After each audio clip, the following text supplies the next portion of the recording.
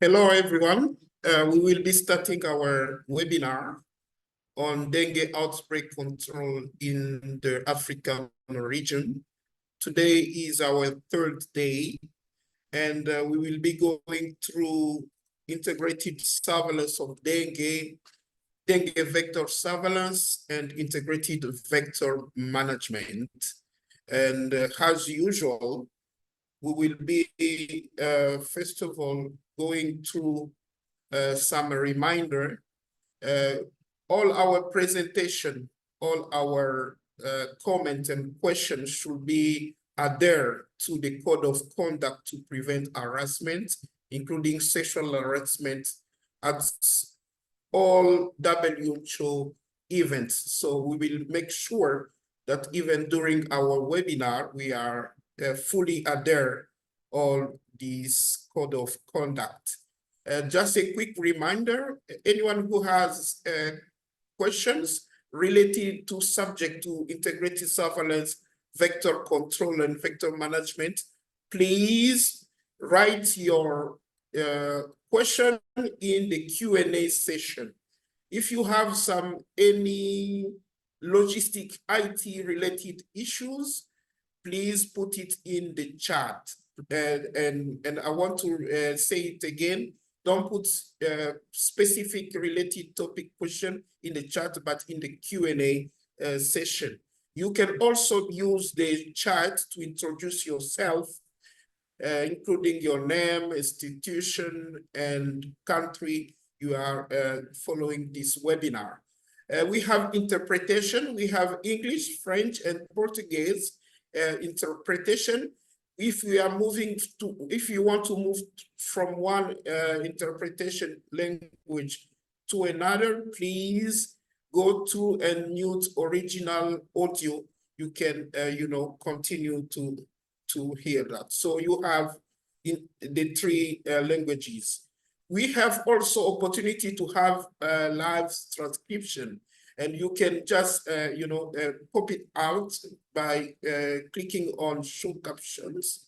But you can also, if you don't need it, hide captions by clicking at the hide captions button. All our session will be recorded with your authorization, we are assuming, but also just to remind everyone that every material presentation will be available at the end of the session, and we will be sharing with everyone. We are also interested to have feedback from you guys in order to, enhance and improve business when we are working. Just a quick reminder, yesterday we had, what was day 2, and we'll be giving you a quick summary. We had 531 participants coming from up to 40 countries. In terms of institution, we have laboratories, university, clinicians, also some partner, US CDC, of course, WHO, people from Ministry of Health, and CDC, and so on. So it was, a huge participation and active participation with a lot of question. We had yesterday Dr. Kleber from Brazil, who was one of our panelists, an expert from PAU in America. We have also Dr. Emily, who is working within the French Army, who is an infectious disease specialist. And it was about clinical diagnostic and management of dengue yesterday. And some key highlights and takeaway, it was an operational clinical severity classification of suspected cases of dengue is critical. Making sure that we clearly understand a classification of dengue without warning sign, dengue with warning sign, and severe dengue, it's critical. And we keep in mind yesterday that group A, it's dengue without warning sign can be treated at home, outpatient care and hospitalization will not require. but we can also understand that part of panelists, they insist that dengue with warning sign should require immediate evacuation to the second or to the first level hospital for strict observation and rapid medical intervention. This is critical. And the last category was severe dengue, which elements we discussed yesterday that require immediate evacuation to a third level hospital, having an equipped ICU. This is critical. And we also go through saying that dengue case also include any child coming from or living in an area with dengue transmission with acute febrile illness, usually of 2 to 7 days, and no apparent focus. It's also part of, because yesterday we discussed about clinical management in adult and children, and this is one of the highlights. Quickly initiate therapy based on clinical symptoms without waiting first for confirmatory lab testing. It was one of the message of our panelists. And our panelists yesterday insists and highlight the need and the importance to conduct regularly review of death cases to enhance our clinical management. It was one of the key message. And the choice of intravenous fluid was highlighted. We insist on isotonic, the use of isotonic, but also it was about molecule to not use, including aspirin, including corticosteroid, and so on. So our panelists yesterday insist on warning sign, as we said. It's about, persistent abdominal pain, persistent vomiting, clinical fluid accumulation, mucosal bleeding from nose, and so on. Live enhancements more than 2 centimeters, and increase in hematocrit. And the conduct is, as soon as we identify any warning sign, that means this is an emergency and we have to move quickly on Today, we will be focusing on integrated surveillance of dengue, dengue vector surveillance, and integrated vector management. And we have the opportunity to have among our panelists Dr. Diana Rogers from WHO, who will be going through integrated dengue surveillance system. We will also move forward with Professor Malout Diallo, who will be discussing dengue vector taxonomy, biomix, and surveillance methods. Dr. Emmanuel Chanda from WHO will be presenting introduction to integrated vector management. Dr. Rahman, who was also part of the first day panelists, will go into dengue vector control method, and we'll have opportunity to have one of our experts, Dr. Rajpal, who will be going discussing with us insecticide susceptibility testing and resistant management. So let's move forward quickly on introducing Dr. Diana Rogers, who will be discussing and presenting integrated dengue surveillance system. Dr. Diana, you have the floor. Please share your screen. Thank you very much, John, and share my screen. I want to say, well, good morning, bon dia, and bonjour to everybody. And I want to congratulate the African region for this great series of dengue workshops and webinars. It's a huge effort to organize, and knowing that you have hundreds of people participating on these webinars, and the effort to train your personnel to be able to currently control dengue transmission, but hopefully further to prepare and be ready for transmission of for dengue and other arboviruses. And also thank you for inviting me to participate in this webinar. So I will discuss briefly on integrated surveillance for dengue and other arboviruses.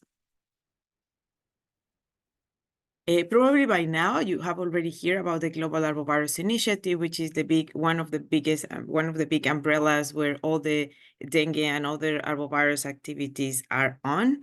It has the first one. It's very topic that I'm going to be discussing today, and is having the capacity to monitor risk and anticipate outbreaks, because outbreaks and dengue transmission start in the communities, start in the local, and then will spread and expand further. So the quicker we detect, the earlier we detect, the earlier we will be able to control in the local communities and avoid further transmission. The second one is about reducing epidemic risk through early detection, but what we are doing in this webinar, that is training the healthcare workers to early detect dengue and other arboviruses, having diagnostic tools available so we can confirm if it's dengue or arboviruses or not. Then if dengue or arboviruses are detected, then it will trigger an investigation, a field investigation, and then the control measures are going to be done based on the findings. Then the third pillar is about strengthening vector control, but it's not just vector control, it's also doing environmental surveillance and entomological surveillance to guide vector and the integrated vector management. Then preventing and preparing for pandemics, which involves a larger coalition of partners and some agreements to share information and how to be prepared in case that the next disease X is an arbovirus.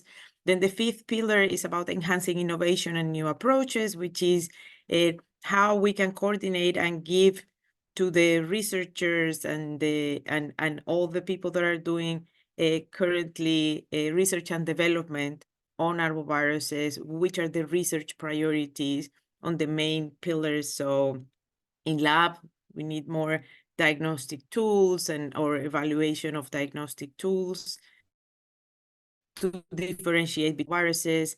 There are new vector controls. So the more they start coming, then we will need more, we need to monitor, and there is also we need guidance to be able to introduce them in a proper way. Then vaccines, potential treatments, and all the potential research and development activities.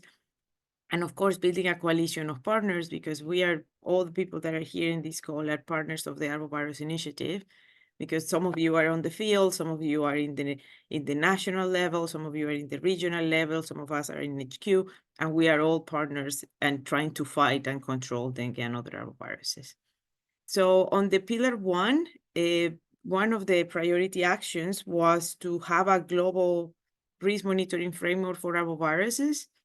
And then once we have that, then we can think about forecasting and modeling epidemic and pandemic scenarios. However, this arbovirus initiative was launched in 2022, but in 2023, we had high transmission of dengue, and now we have to move a little bit faster with the activities that we were planning to do on the integrated surveillance system. So what does it mean to have an integrated surveillance system? Because for sure, you hear already from Boris and about the surveillance system and so on. But there is no, in vector-borne diseases, and probably you know this, but for the large experience that you have on malaria, you cannot have fragmented surveillance system. If you just count cases, but the epidemiological data is not linked to the laboratory data, and if the lab data is not reported to the epi data, and the same if the entomological surveillance information is being collected, but the teams don't talk to each other and the information is not shared, it will be very difficult to have a complete risk assessment of dengue and other arboviral diseases, because you need to know where the mosquito is and the cases are, and where the suspected cases, but also where the confirmed cases are, to be able to understand where the clusters of the disease are, and then go exactly to the place where there is high transmission. So the idea is to develop an integrated arbovirus reporting system to capture these arbovirus-related data from, well, the local level, which is the key one, and then it should flow to the national level, regional level, and then to the global level. And probably you have heard about also collaborative surveillance. So for this, to be able to have an integrated surveillance system, we need to collaborate between the different disciplines that are involved in the clinical, in dengue. Also, when I talk about epidemiological data, it's not just counting cases and deaths, it's also understanding a little bit more who is getting infected, which are the age group, if there are differences by gender, all the person variables, and also time and place. If there is environmental information available, that will also be key. In the next few days, you will hear from our colleagues from TDR, who have been working with different countries on an early warning systems for climate-sensitive diseases. So the more information we have, the better we might be to estimate the risk of dengue and arboviral diseases. So which kind of data do we need? So the cases, so as I was mentioning, dengue with and without warning signs, the cases or not, if there are hospitalized cases, because severe cases is not equal to hospitalized. We can have dengue with warning signs that are hospitalized, or people that have social conditions that make them more vulnerable and they should be hospitalized. The deaths are very important to measure how complex or how severe dengue is being in specific areas, which are the circulating serotypes, if it's just one, if it's just two, or if there are 3 serotypes co-circulating, and which is the population at risk, so we can estimate incident rates, because the number of cases, if they are not adjusted by the population that is at risk, it might not say much. So, for example, 3 million cases country could have the same incidence rate and as few hundreds in a very small country. So it's very important the population at risk for arboviruses. It will be important also from the lab to have the proportion of cases that are confirmed, because that gives us an idea of if what is being reported is actually dengue or it might be something else. Like in these endemic areas, we usually have not just dengue, but we can have other arboviruses such as chikungunya, Zika in the African region, for example, Nyonyo, malaria, lepto. Like there are so many other etiologies that should be taken into account, that is very important to know the proportion of cases that are confirmed and how these cases were confirmed. Were they confirmed with serology, with ELISA, with IgG, with immunoglobulin M, with immunoglobulin G? It was done with rapid diagnostic test, or was it done by molecular diagnosis? And also the lab info linked to the case data. So this was done during the COVID-19 pandemic, right? So this part of linking the cases with the lab is not new. Probably is something that you might be hopefully are doing, but in many countries in the world, sometimes the link doesn't happen naturally, and that's why we talk about the importance of the integrated surveillance. Later today, you will be hearing about entomological surveillance, integrated vector management, vector control, and so on. And this is key. This is a mosquito-borne disease. So we need to know where the mosquito is, where the indexes are higher, where the potential risk might be, understanding which are the main breeding sites, because we need to target the population with the right messages to control the breeding sites around the household, also to the other sectors that are involved in vector control. Insecticide resistance is important to know. if the mosquito is resistant to the pesticides that are being used. And of course, if there is environmental data available, such as temperature, humidity, vegetation, then we can do more. The more information we have, we can do more. But when you have dengue transmission and arbovirus transmission, these are the minimum, the cases, lab, and entomological data are the minimum information that you should be collected. So this I really like this graph. I took it from the Singapore International Dengue Workshop from last year. So there are different dengue interventions checkpoints. So surveillance is essential to be able to monitor and guide the different activities. So we have the surveillance of the mosquitoes, so the entomological surveillance to be able to guide integrated vector management.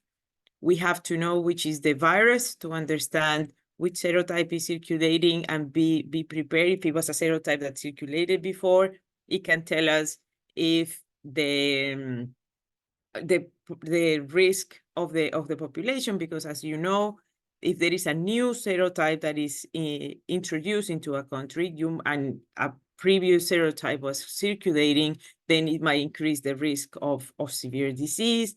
And of course, understanding the immunity of the population and the epidemiology. So once you have the case, it needs to an accurate diagnosis needs to be done. Then it follows a case surveillance, and then it should follow a prompt intervention with if possible with data visualization, and then it will trigger some early warning and interventions and preparedness. So I'm going to give some examples because sometimes it's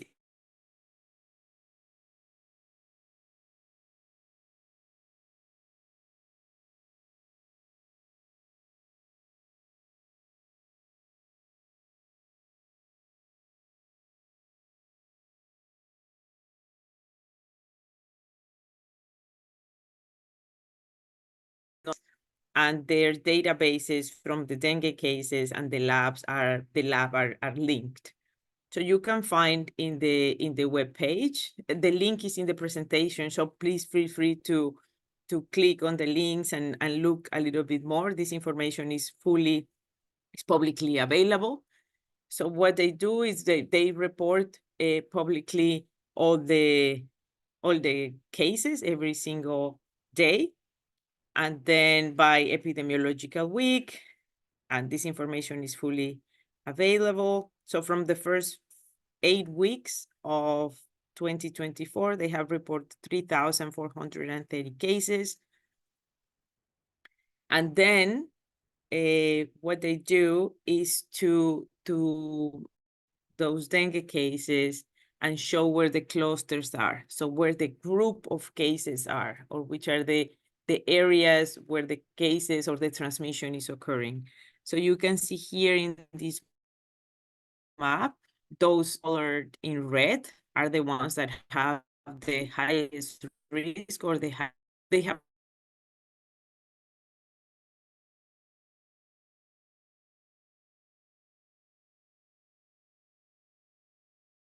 yellow is when it's starting, and then the green is where is where there is risk, but there is not too much transmission. Also, they have mosquito traps in different neighborhoods and areas, and then they are able to map this Egypti mosquito population. So what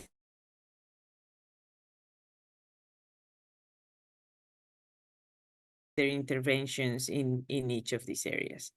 So sometimes it's easier to visualize it if you have the mapping tools to be able to do this.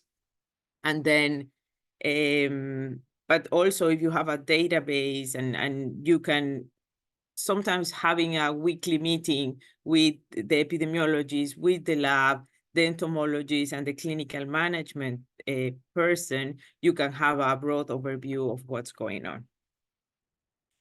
And then once this analysis is done, where you put the cases, mosquito, lab in the same map, then there is a dengue community alert system. So they classify, they say, well, if it's purple, it means that there is a high Aedes mosquito population in this area, and they tell the population, please remain vigilant. So their message is very consistent. Then if there are high number of cases, as you saw in the initial map that I show of the cluster of cases, then they classify it as red, and they say, well, there is a high number of dengue cases in your neighborhood. This is what you need to do. The messages are very clear. And the same for the yellow zone.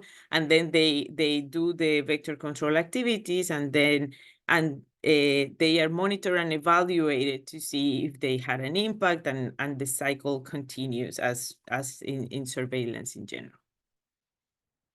I'm going to give another example. So this is, well, Singapore it's a small country with a lot of resources, and dengue is one of their main public health priorities. So they have a lot of attention into it, and a lot of expertise also in managing dengue. This one is another example from the Pajo region, the Americas, where they collect the information also every week. There is a portal, like a regional portal, where this information is uploaded every week. So in the left, you can see the first division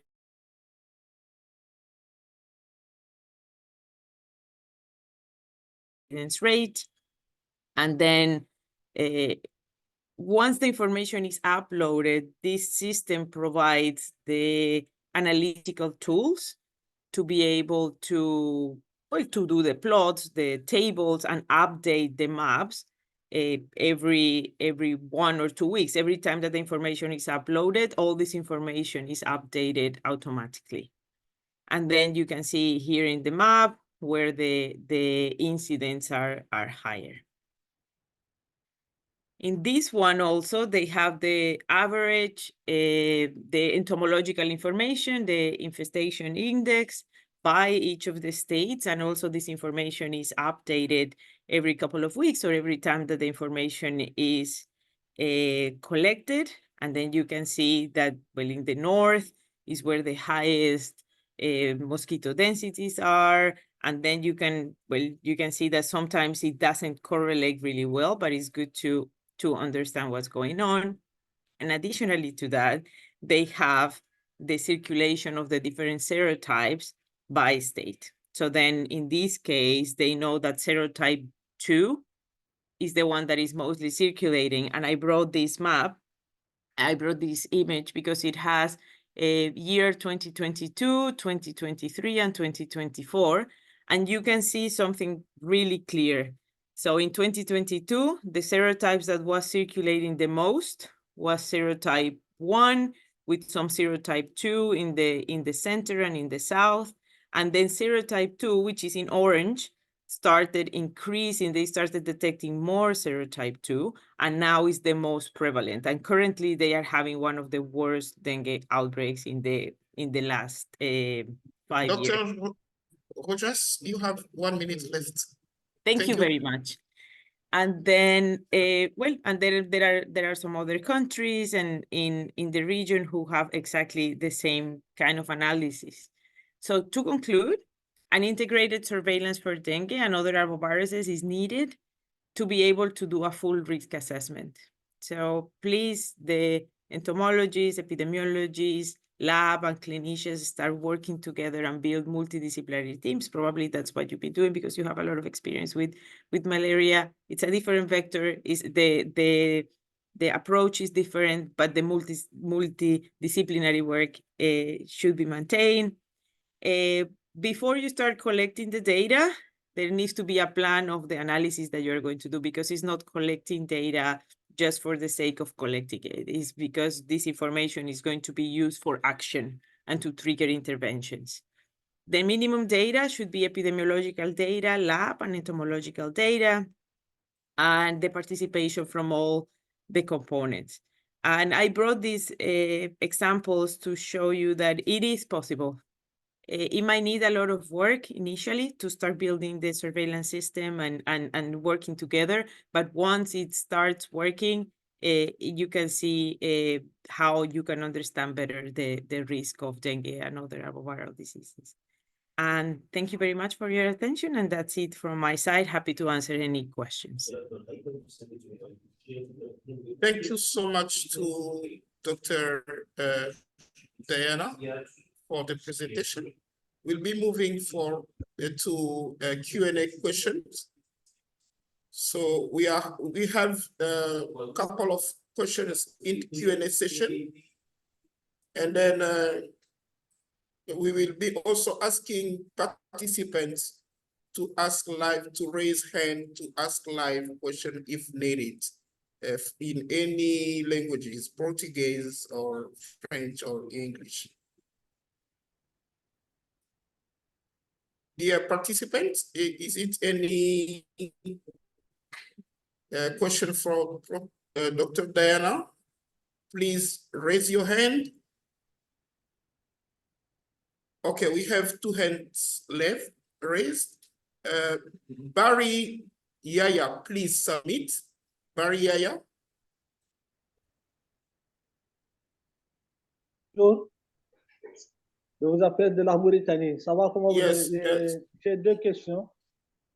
Premièrement, c'est par rapport ça va très bien, mais est-ce que vous pouvez poser une question, Barry? Et par rapport à la cartographie. Par rapport à la cartographie, j'aimerais savoir quel logiciel que le Dr Diana a utilisé et comment s'assurer de la mise à jour de cette distribution géographique. Deuxième question. J'aimerais un peu savoir si les données climatiques, est-ce qu'elles un peu combinées l'humidité, la température et les plans d'eau comparativement aux grandes villes. Maintenant, on voit qu'il y a beaucoup d'arboriculture, de floriculture, où les vecteurs de dengue pourraient retrouver refuge et pondre des œufs rapidement. Est-ce qu'on peut aussi tenir compte de ces données-là pour pouvoir investiguer largement et détecter Aedes aegypti? Merci beaucoup. Merci, Barry. We will be asking participants who are asking questions to ask one question to allow others also to ask the question. Dr. Diana, did you get the point on the 2 questions on the mapping, which application you use, and on data on climatic temperature and area where we have stagnation water? Yes. Let's move forward quickly to Namuj Hader. Hello. Hi. Najmul Hader, please straight to the point. Hi. Go ahead. Hi. I'm interested to know about the potential changes of the behavior of the mosquitoes that we have been seeing in different newspaper reports that Aedes mosquitoes is now biting at night, in dark. So is there any authentic report on this, or is just only speculation? Thank you so much for the clear question. So let's move forward with Dayo Akambi. Okay, great day, everyone. Thank you so much for such a wonderful discussion. Was very, very informative. So my name is Dr. Dayo Akambi. I've carried out a dengue and other arboviruses surveillance in the southern part of Nigeria. I did that in 2022 and 2023 ending. And I had up to, like, one of the prevalence that I had was 31.8% prevalence of dengue, so I wanted to know, and in that study, I was able to discover that there were 3 serotypes in that same state in the South. I want to know, is it possible that with that hyperendemicity, is there a possibility of mutation to even more virulent or more severe or I mean more virulent serotypes or more virulent variants or strains of dengue? Thank you so much. I hope I'm clear. Thank you so much, Dayo. Yes, I think Dr. Diana got the point. Please, Sylvie, please submit quickly, and we'll finish question session with Camille and Asmara. Sylvie, please submit.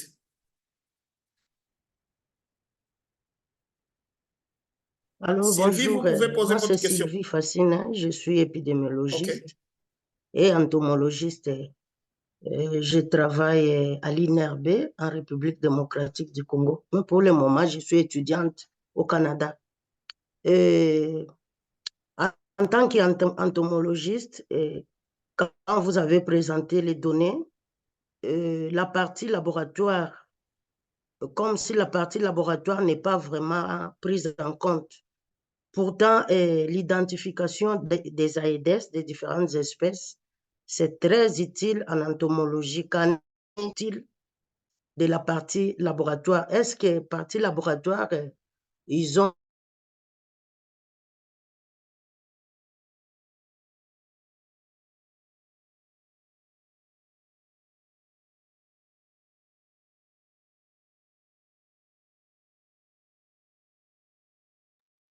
I think we lose Sylvie, but I think we got the point on Sylvie question. Camille, please submit. Camille Bavenga. Ok, merci And pour the la last parole. one will Bonjour be à tous. Almara. Moi, c'est Camille. Bonjour, Je Camille. suis épidémiologiste. Je suis à Matadi, au Congo central, en RDC. Alors, j'ai vu dans la présentation, nous félicitons d'abord Madame pour la présentation. Et j'ai vu des éléments par rapport à l'environnement. Est-ce qu'il y a-t-il des études disponibles par rapport à ça? Et chez nous ici, est-ce que c'est possible aussi de trouver des cas de dengue? Voilà un peu mes préoccupations. Merci.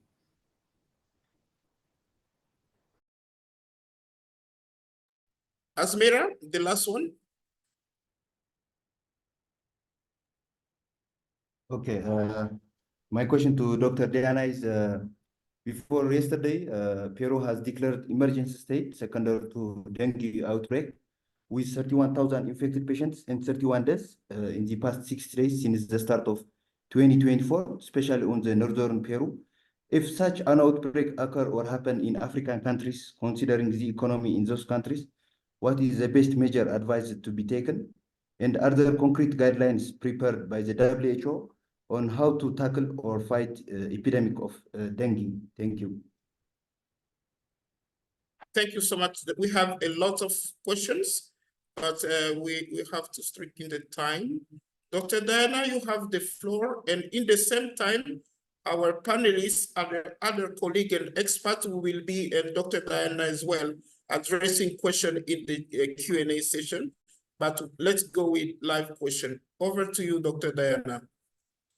Thank you very much for the interesting question. So the first question was about environmental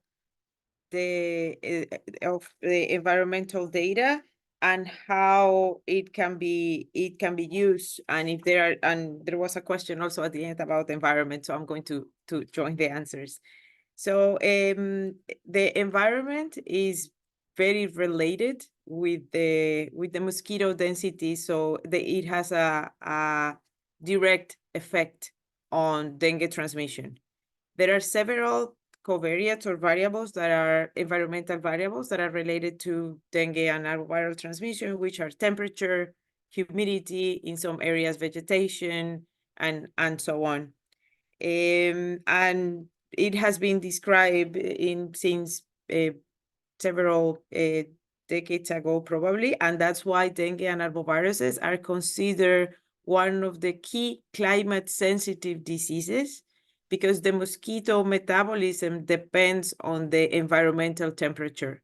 So when the temperature starts increasing, not that is, if it's extremely hot, if it's more than 40, not even the mosquito can cope with it, but if it's still in the range that is suitable for the mosquito. When the temperature starts increasing, the mosquito will go from the immature forms, which are the larvae and the pupa, to adults a little bit faster. And also the extrinsic latent period, which is the time that it takes once the mosquito bites a person, the time that it takes for that mosquito to infect new people gets shorter also when the temperature increases. So the environment plays a key role in the transmission of dengue and arboviruses. Some of these variables might change depending on the setting. So if it's an urban setting, it's usually temperature, but then also population density, and there are other variables that are related. But it will be good if in the region there are some studies that are done to understand a little bit better which are the main environmental variables that are driving the transmission of dengue and other arboviruses. About the applications that we use to map, there are several, and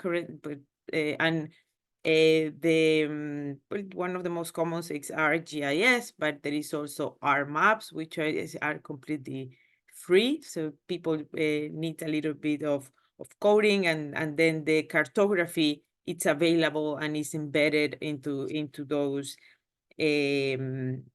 applications. So if the region is interested, and we have some countries that are interested, as HQ, we are happy to support, to bring those tools to the region and to the countries to make visualizations and make the understanding of these diseases better, and use the geographic information systems. Then we had another question about Nigeria and a seroprevalence of 38.1%, and the detection of 3 different serotypes, and the probability of mutation. So if there are probability of mutation of these viruses, yes, absolutely. These are RNA viruses, and they mutate all the time. And also there are like 4 different serotypes, but within those serotypes, there are genotypes. And there are some that are more virulent than the other ones. And I didn't discuss here, I didn't mention the genomic surveillance. That would be a great tool also to start monitoring not just the serotype, but going a little bit further and understanding which is the genotype and how it might affect the virulence of the virus. And then within the genotypes, probably there are more variants within the genotypes. But I will say, once you start detecting that is a shift in the serotype or the genotype, then it might increase the virulence, not just because of the virus, but also for the prior exposure and the immunity of the population. As you know, probably Dr. Emily Javel and Dr. Clever, and probably you have heard already a lot, the second infection, it triggers a very exaggerated immune response, and that is what is responsible for severe dengue. So the immunity of the population also plays a very important role. About which is the role that the lab plays, it's key. The lab is key, but not for clinical management, like it is for malaria and for some diseases that have a specific treatment. Here, it has a role to guide. Without the lab, we are blind.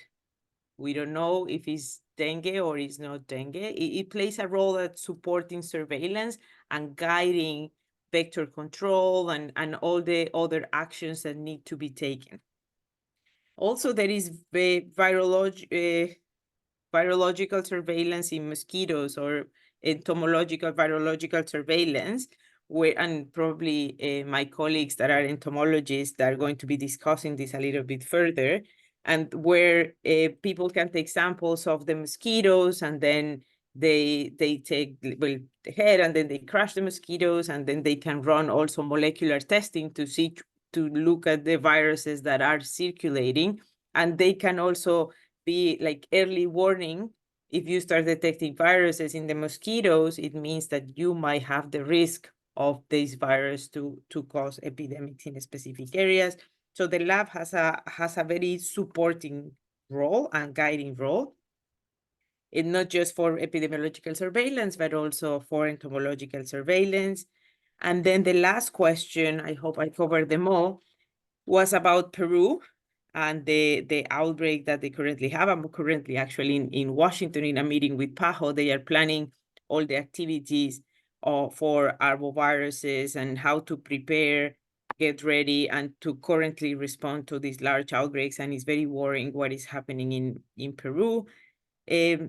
My advice to the countries in the region, and this webinar is key for that, prepare, because the arboviruses are currently there, currently mostly dengue. Get ready, get your surveillance system ready to detect cases.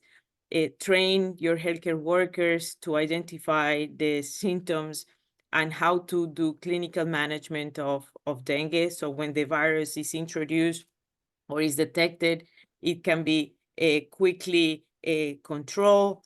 And there are many tools, and one is the Global Arbovirus Initiative that has the different components. In dengue and arboviral diseases, we need to take into account epidemiological surveillance to know who is getting infected, where they are getting infected, and the place and the time where they got infected.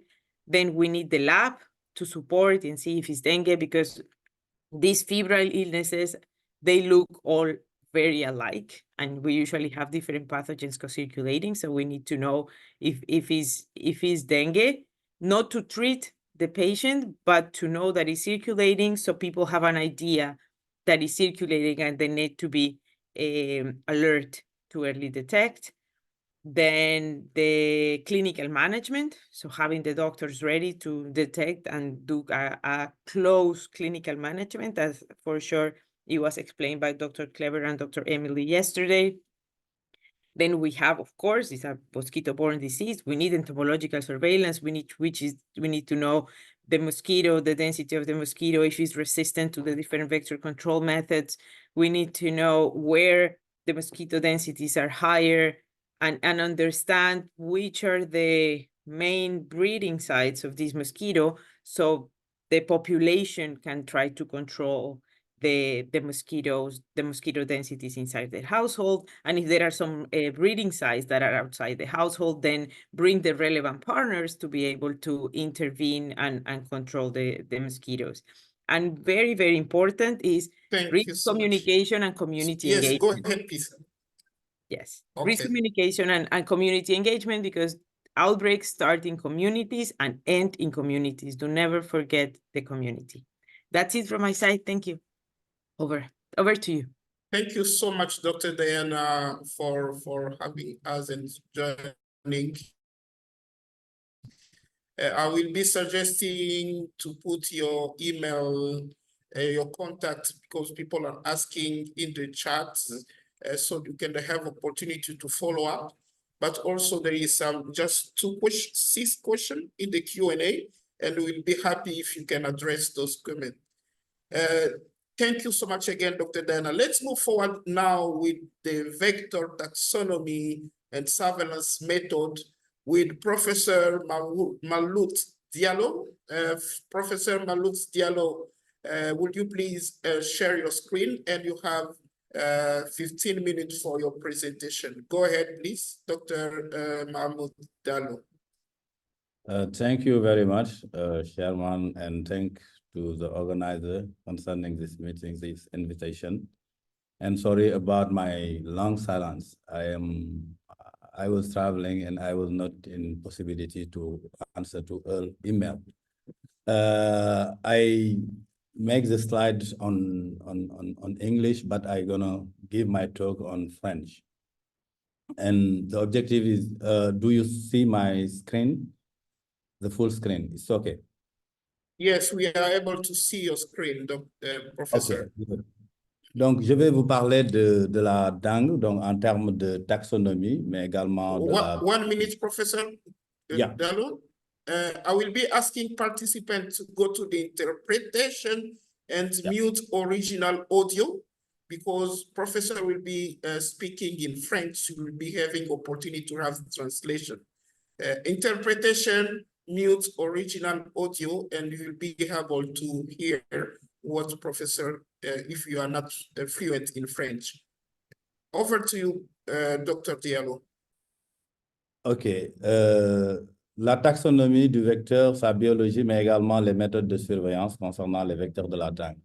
Je ne vais pas entrer dans les détails concernant les généralités sur la dengue. Il y a 4 sérotypes, plusieurs génotypes, mais qui sont tous transmis par les moustiques, avec également une possibilité d'une transmission verticale d'une femelle à sa descendance. Ce sur quoi je voudrais peut-être attirer l'attention, c'est la notion de vecteur. Donc, on a différents types de vecteurs. Un vecteur potentiel, c'est tout arthropode, tout moustique qu'on peut collecter dans la nature et on ne sait pas ce qu'il y a, quelle est son interaction avec le virus. Quand effectivement ce moustique a été testé et qu'on a trouvé ce moustique infecté naturellement dans la nature, on dit que c'est un vecteur probable. Un vecteur possible quand il s'agit d'une espèce de moustique qui a été, pour lequel on a eu une preuve de sa compétence vectorielle donc au sein du laboratoire.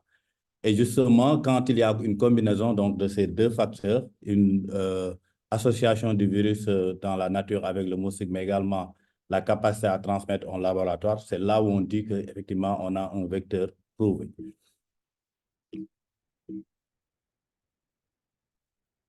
Par rapport à la dengue, donc, je dresse sur ce tableau donc, la liste pour l'Afrique.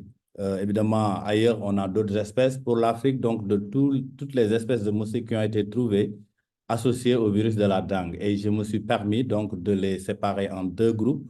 Donc, le groupe qui est plus associé à l'environnement urbain, c'est Aedes aegypti, mais également Albopictus, mais également tous les vecteurs sauvages qu'on trouve, qu'on appelle également des vecteurs selvatiques, ça peut être Furcifer, Taylori, Africanus. Donc, ce sont les mêmes que les vecteurs selvatiques de la fièvre jaune en Afrique. Et sur cette liste, donc, toutes les espèces de moustiques pour lesquelles on a eu à faire des expériences de transmission et on les a trouvées capables de transmettre le virus de la dengue, avec particulièrement Aedes aegypti et Aedes albopictus. Donc, je reviens sur ces 2 vecteurs épidémiques qui sont les plus importants, Aedes aegypti et Aedes albopictus, qu'on trouve pouvant assurer donc la transmission en milieu urbain, qui ont une large distribution en Afrique pour Aedes aegypti. Aedes albopictus a été introduit dans les années 90 en Afrique du Sud, après ça a été éliminé. Ensuite, c'était au Nigeria en 91. Ce qui est frappant sur ce tableau, c'est que ce vecteur, depuis les années 2000, a commencé à vraiment envahir toute l'Afrique, donc y compris l'Afrique du Nord. Pour cette espèce Aedes aegypti, il y a 2 formes ou sous-espèces, on peut les appeler comme on veut, qui sont dissociables à travers leur forme claire, donc c'est ce qu'on appelle Aedes aegypti, ou sombre quand il s'agit d'Aedes aegypti formosus. Mais un autre critère de différenciation, c'est que formosus n'a pas donc ses écailles au niveau du premier tergite, alors que aegypti donc a ses écailles au niveau des écailles blanches, donc au niveau du premier tergite. Donc c'est tout ce qu'on a en termes de différenciation concernant ces 2 sous-espèces. En termes de distribution, ce qui est retenu dans les conceptions traditionnelles, c'est que Aedes aegypti existe et la seule espèce présente donc en Asie, mais également la seule espèce présente en Amérique, dans les Amériques, en Amérique du Sud.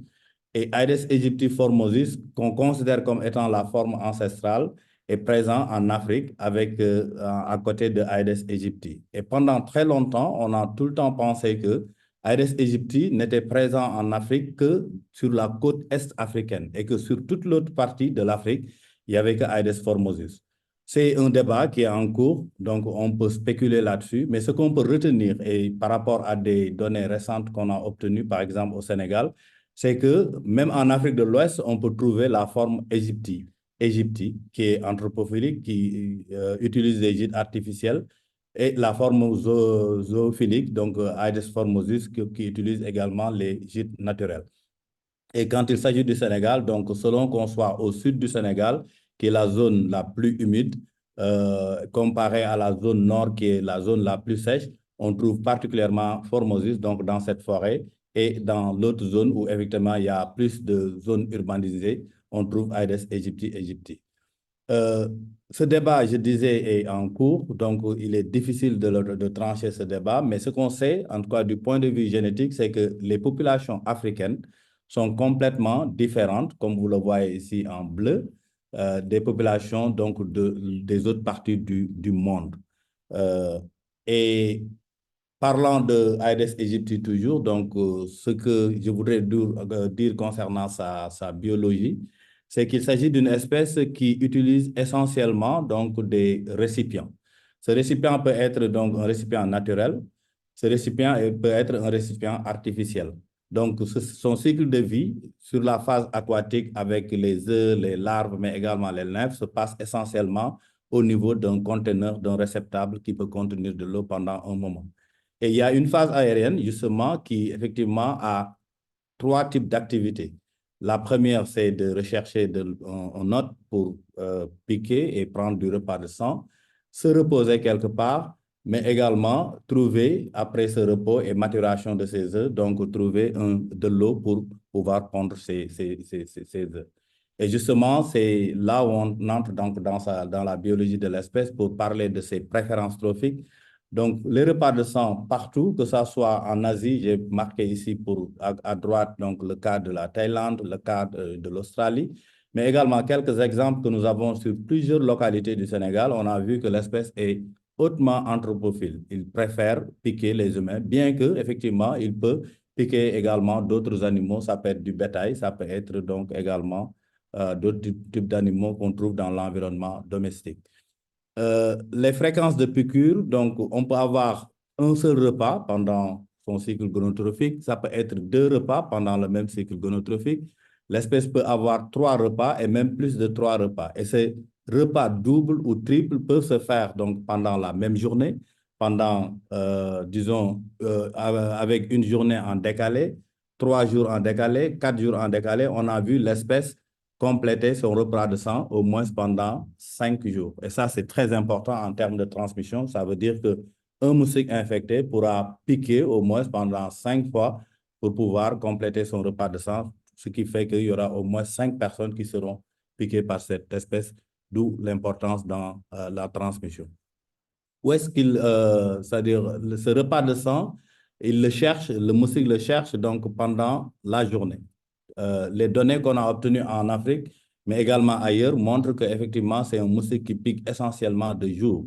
De jour, essentiellement au petit matin, donc entre 7h et 8h, ça peut glisser jusqu'à 9h, mais également entre 14h et 19h, ça dépend des pays.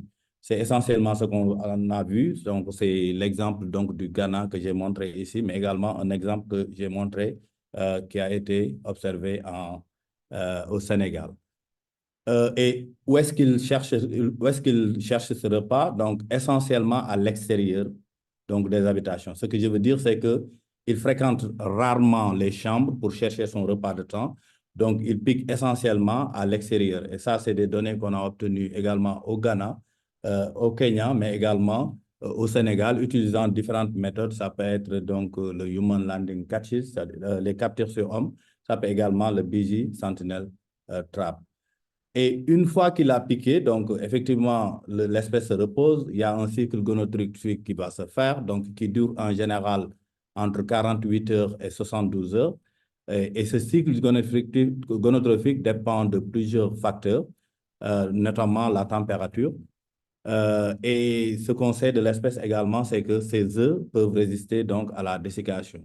Et donc, cette notion de cycle gonotrophique, cette durée est très importante parce que ça détermine finalement les stratégies de traitement périfocal lors des interventions avec des insecticides, donc qui doivent être peut-être renouvelés tous les 3 jours.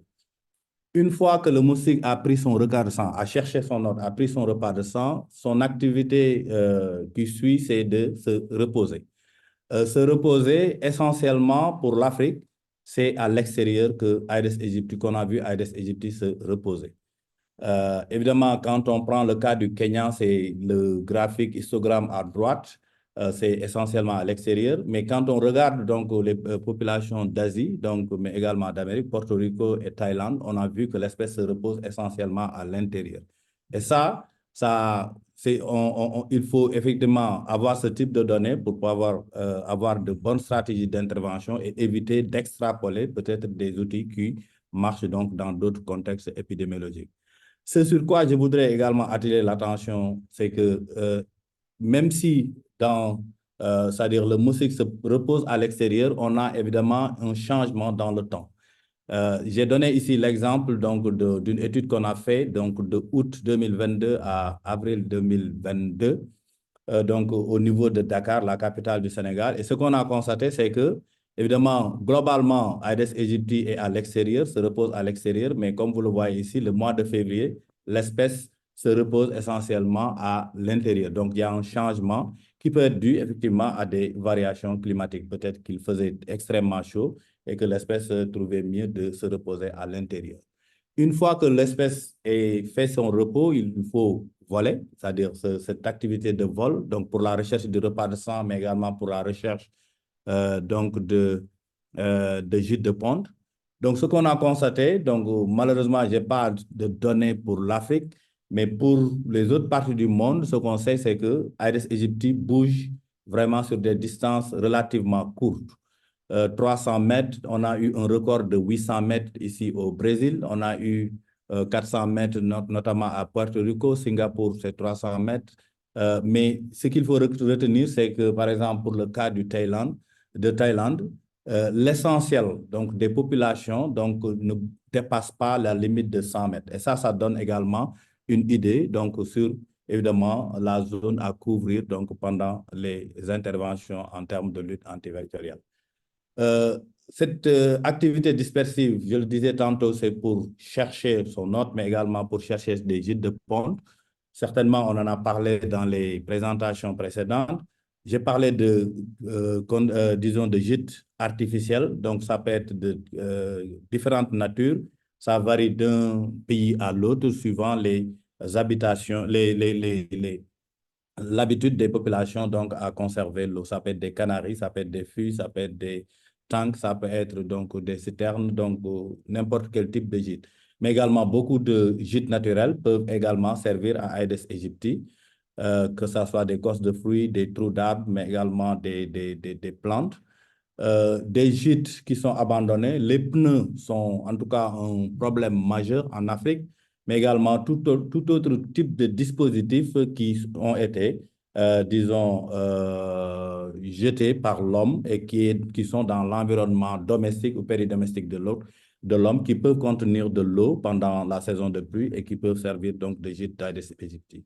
Je tiens à préciser une chose, c'est qu'au-delà de ces gîtes, souvent, effectivement, dans le cadre des investigations d'épidémie, il arrive qu'on nous montre donc ce type de gîtes, qui sont des gîtes très favorables à la prolifération donc, des anophèles vecteurs du paludisme, mais pas pour Aedes aegypti. C'est pour ça que j'ai mis cette croix pour dire qu'effectivement, ce ne sont pas des gîtes d'intérêt. Et rappelez-vous d'une des diapositives dont j'ai parlé, Aedes aegypti préfère les récipients naturels, trous d'arbres, récipients artificiels. Une longévité qu'on a estimée au laboratoire qui peut vraiment aller jusqu'à 60 jours, selon les conditions environnementales également, ça peut varier beaucoup. Pour Aedes albopictus, donc en termes de gîtes, ce sont les mêmes types de gîtes que Aedes aegypti. Effectivement, c'est un moustique qui préfère particulièrement donc les gîtes naturels, mais également les récipients abandonnés dans l'environnement péridomestique. Ce qu'on sait, c'est que c'est un moustique qui est originaire de la forêt et qui, évidemment, s'est adapté à l'environnement urbain. Donc, j'ai parlé de ces gîtes. Donc, ces gîtes sont souvent donc, des gîtes artificiels qu'on retrouve donc, à l'extérieur donc, des maisons. Aedes aegypti, albopictus, à la différence de aegypti, donc peut résister à des températures extrêmement basses, ce qui n'est pas le cas d'Aegypti. Mais également, ces conditions optimales de température sont de 25 à 30 degrés. Les œufs comme Égypti peuvent résister à la dessiccation. Donc, les stades immatures, évidemment, peuvent prendre jusqu'à 10 jours, donc de l'œuf à l'adulte, l'émergence de l'adulte. Les femelles peuvent survivre au moins 122 jours. Donc, pour ces repas de sang, donc c'est comme Aedes aegypti, donc il pique également de jour, mais également avec les pics sur les mêmes périodes que Aedes aegypti, donc tôt le matin, mais également dans l'après-midi. Donc, il peut également, comme Aedes aegypti, donc avoir des repas multiples donc par cycle gonotrophique.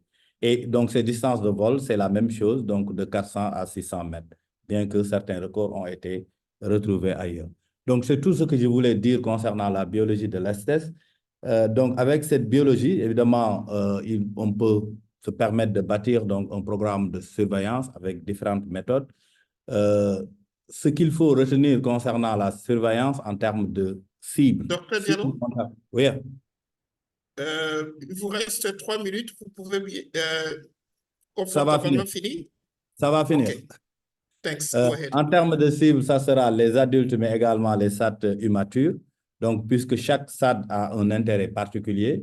En termes de sites, une préférence pour les sites urbains, évidemment, une préférence également pour les sites où effectivement il y a un background d'épidémie.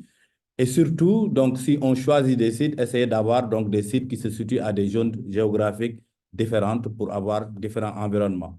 En termes de méthode pour les SAD adultes, le BJ est une méthode assez intéressante qui peut simuler la capture sur homme parce que ça utilise donc des odeurs humains. Ça marche très bien sur Aedes aegypti et albopictus. Ça tourne 24 heures sur 24.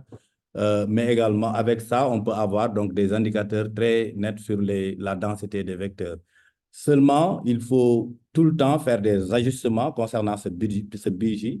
Donc, selon les contextes, ça peut ne pas marcher avec le human skill load. Ça peut marcher avec du maïs, ça peut marcher avec donc, la litière donc, de souris, mais également avec du CO2.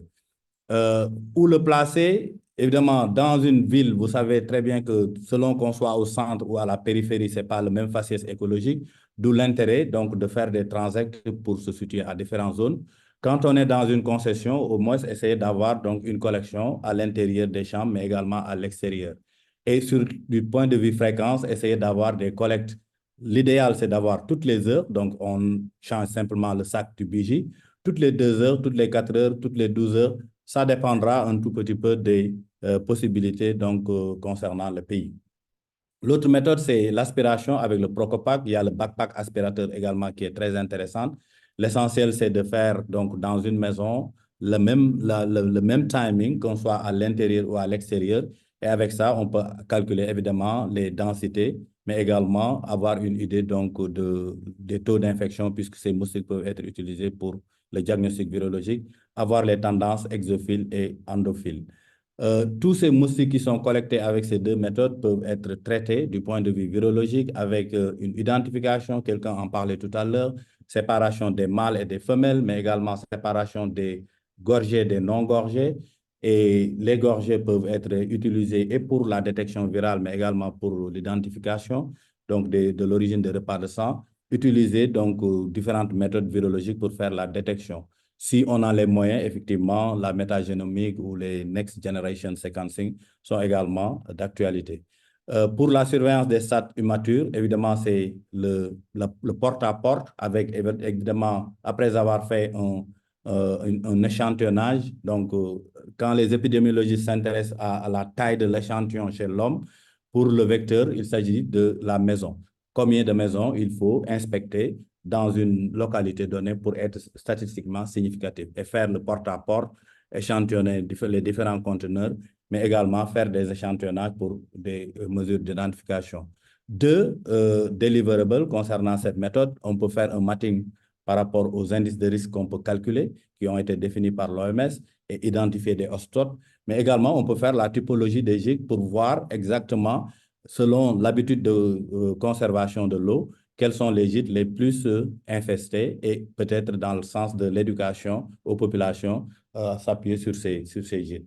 Également, ce qui est intéressant à faire, c'est d'utiliser les ovitraps qui marchent très bien également. Il faut les géoréférencer, il faut compter les œufs. Et surtout, avec cette méthode, on peut avoir donc différents indicateurs, que ce soit le premise index, ça peut être l'indice d'oviposition également, ça peut être la densité des œufs. Donc, ces différents indices peuvent être calculés Et surtout, ce sur quoi je voudrais insister, c'est qu'avec cette méthode, il faut faire très attention. On ne calcule pas directement. Il y a un travail laborieux de laboratoire qu'il faut faire pour faire éclore les œufs, identifier les adultes, puisque dans le même gîte, on peut avoir une association, surtout dans un contexte où on a Aedes albopictus et aegypti qui sont ensemble, mais également dans d'autres contextes. Par exemple, au Sénégal, on a vu Aedes aegypti et bromélier ensemble sur le même gîte, Aegypti metallicus et inuliotas sur le même gîte. Donc, d'où l'intérêt de faire donc, ce travail de laboratoire qui est assez fastidieux, mais qui est très intéressant à faire. C'est une méthode passive qui marche très bien, surtout quand on est à des périodes de densité très faibles. Le seul inconvénient, c'est que ça compétit avec donc, les gîtes qui sont présents sur le site. Et justement, je termine avec cette diapositive pour dire qu'avec cette méthode, on peut avoir un profil très clair, même en période de basse densité, sur l'activité du virus dans le temps et avoir une idée donc, de ces pics saisonniers pour pouvoir délimiter dans le temps les activités de contrôle antivecteur. Merci de votre attention. Thank you so much, Professor Diallo. It was really interesting with key messages. We'll be taking only 3 live questions, one in Portuguese, one in French, and one in English. And we'll be recommending other colleagues to put questions in the Q&A session. Let's start with Baratine. Baratine, please submit.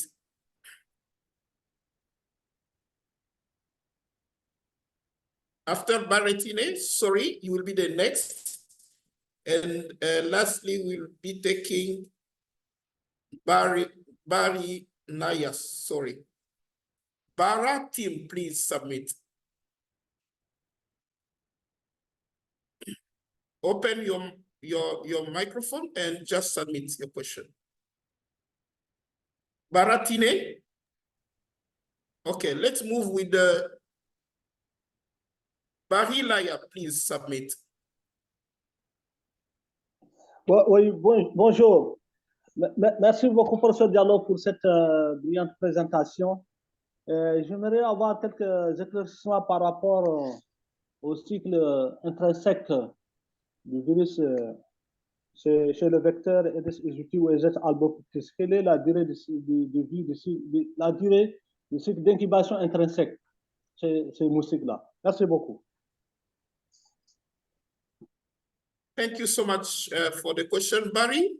Let's take Sorry Ibrahima Boire. Please submit.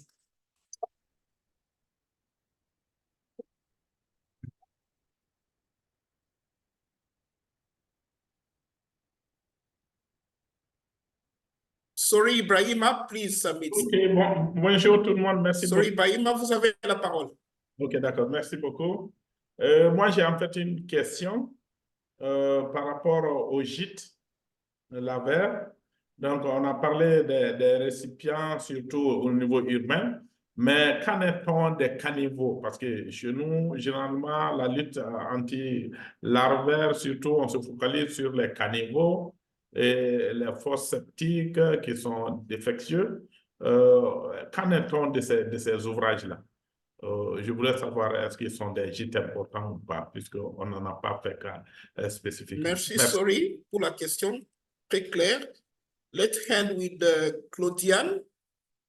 Claudiane Adingbonon, please submit. Merci beaucoup. J'aimerais remercier le professeur Diallo.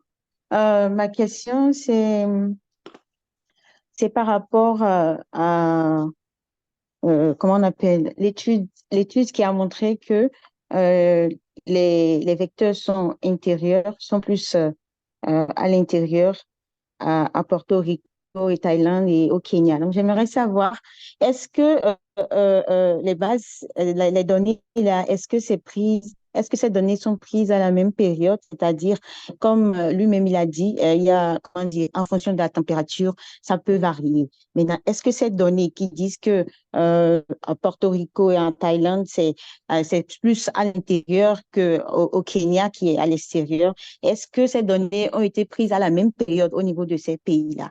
Merci beaucoup. Thank you so much. Professor Diallo, you have the floor to concisely responding to questions. Thank you. Oui, pour la première, merci pour ces questions à tout le monde. Pour la première question, donc l'incubation extrinsèque, en général, c'est de 10 à 14 jours. Mais ça peut être moins que ça selon les conditions de température. Souvent, quand on augmente la température, on peut réduire la période d'incubation d'un virus. Mais quand vous regardez les papiers, généralement, les gens le font donc pendant, c'est-à-dire, ils font l'infection et ils testent après 14 jours. Pour les gîtes urbains, donc les fosses septiques, à ma connaissance, ce n'est pas des gîtes d'Aedes aegypti. Donc, une espèce comme Dengue se développe très bien sur ces fosses septiques. Par contre, pour les caniveaux, effectivement, dans certains pays, on a vu que effectivement, les Aedes peuvent être dans des caniveaux, donc à des endroits spécifiques des caniveaux. Non pas là où effectivement l'eau coule, mais on a vu effectivement certains caniveaux infestés par des moustiques Aedes aegypti. Pour l'intérieur et l'extérieur, donc effectivement, c'est pour ça que j'ai montré cette diapositive. L'idée, c'était de dire que la comparaison n'est pas tout le temps permise. C'est-à-dire même c'est-à-dire si par exemple on a une épidémie sur un site et qu'on trouve sur une quinzaine de jours, on fait une étude et qu'on trouve qu'effectivement notre moustique a un comportement X, je pense qu'il faut bâtir un système de surveillance et s'assurer que ce comportement est maintenu pendant tout le temps, ou s'il y a des variations, essayer d'ajuster, disons, vos approches de contrôle donc lors des périodes de changement. Donc, c'est juste pour confirmer qu'effectivement, ce sont des études qui n'ont pas été faites pendant les mêmes périodes et que pour un bon système de surveillance, il faut tout le temps avoir des données longitudinales pour pouvoir conclure. Thank you so much, Professor Diallo. Professor Diallo is one of our experts on vector control and management. He's one of WHO specialists for the African region from the Institut Pasteur de Dakar in Senegal. Now he is deployed in one of the hotspots to support the response. And we are really grateful to have Professor Diallo among multiple experts we have in the region.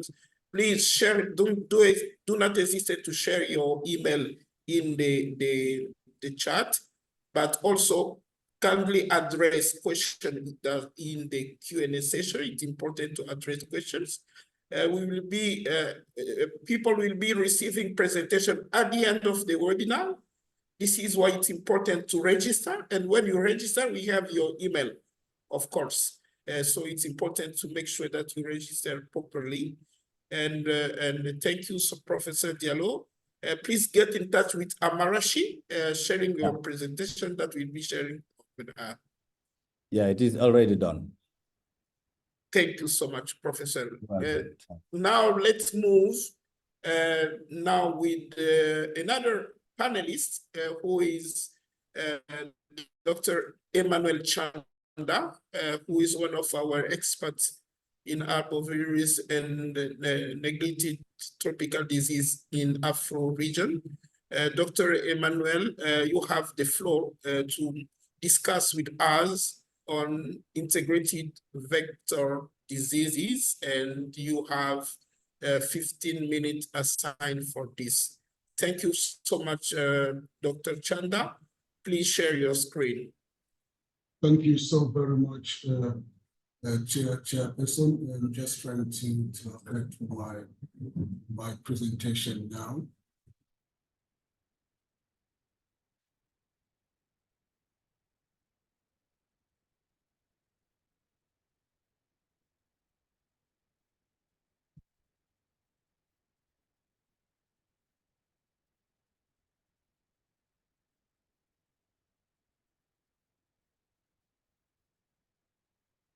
Confirm if you can see the screen. Not yet. The screen, yes, but not the presentation. Open it. Well, I've opened the presentation from my end. Let me stop sharing and redo it again.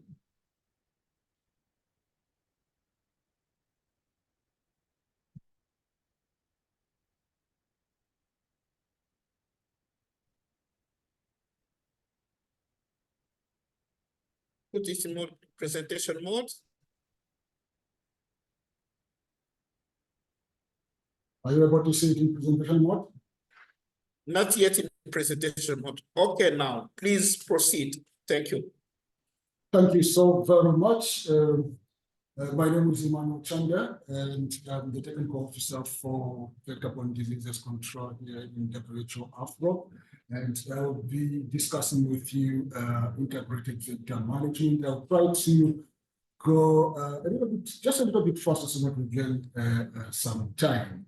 So just for everyone's information, IVM is the recommended approach for vector control by WHO, and this intervention has so far yielded some kind of progress. And I'll start by highlighting the role that vector control plays in disease prevention.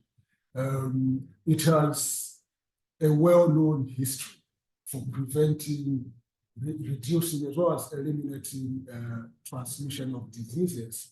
And this has provided a lot of value and return in terms of investment. But this depends on availability of other requisites like technical and financial support, which normally do lack because of preferential support given to other areas.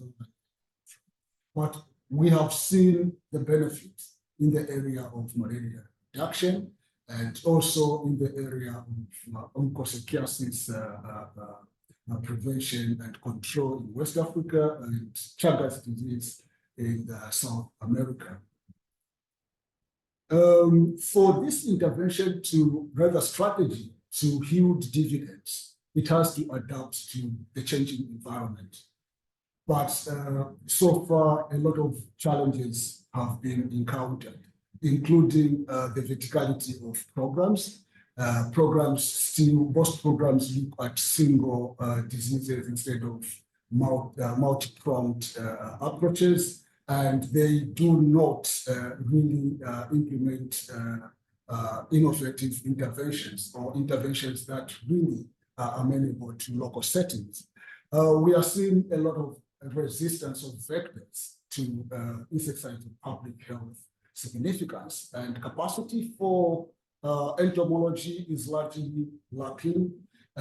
Community participation tends to be weak as well, and there is largely poor management of pesticides. But just as a way of introducing the strategy, I would start by defining what IVM is. It's basically a rational decision-making process, which is aimed at optimizing the use of resources for vector control with ultimate improvement in terms of efficacy, cost effectiveness, and ecological soundness and sustainability of vector control.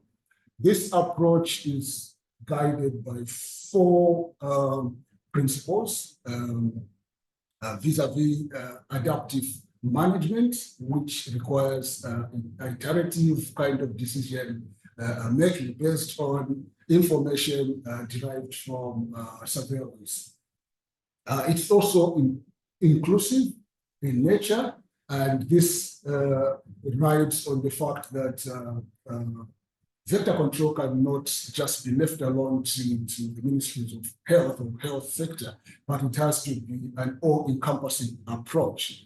And it also looks at ensuring that there is safety in relation to human as well as environmental health, particularly by using chemicals as a last resort. But the strategy itself also considers issues of subsidiarity, planning at the lowest level. And this is referred to as decentralization, as we all know. So The global strategic framework of IVM does stipulate clearly the 5 key elements of the strategy. And these key elements are supposed to be supported by the policies at national level, particularly legislation and regulation. And to start with, the first element is advocacy, social mobilization, and legislation. And this encompasses the 3 other elements highlighted there, but not exhaustive. And then we have collaboration within the health sector. I've just alluded to the fact that the Ministry of Health or the health sector should not be the sole drivers of this approach, but it has to be multi-sectoral in nature. And of course, not forgetting community involvement. Then integration is very key. And it actually encompasses the 3rd key element. And this is not only in terms of integrating interventions, but across diseases as well. Then we have the evidence-based decision-making as the 4th element. And this is very key when it comes to adapting strategies to the local settings using locally derived evidence. But above all, we need capacity. And this should be in terms of infrastructure, human resources, and this should be sustained by training that is sustainable at national and local levels. So in terms of implementation arrangements, IVM starts with policy development, and this requires formulation of policies around the 5 key elements of the approach, and also development the requisite policy instruments.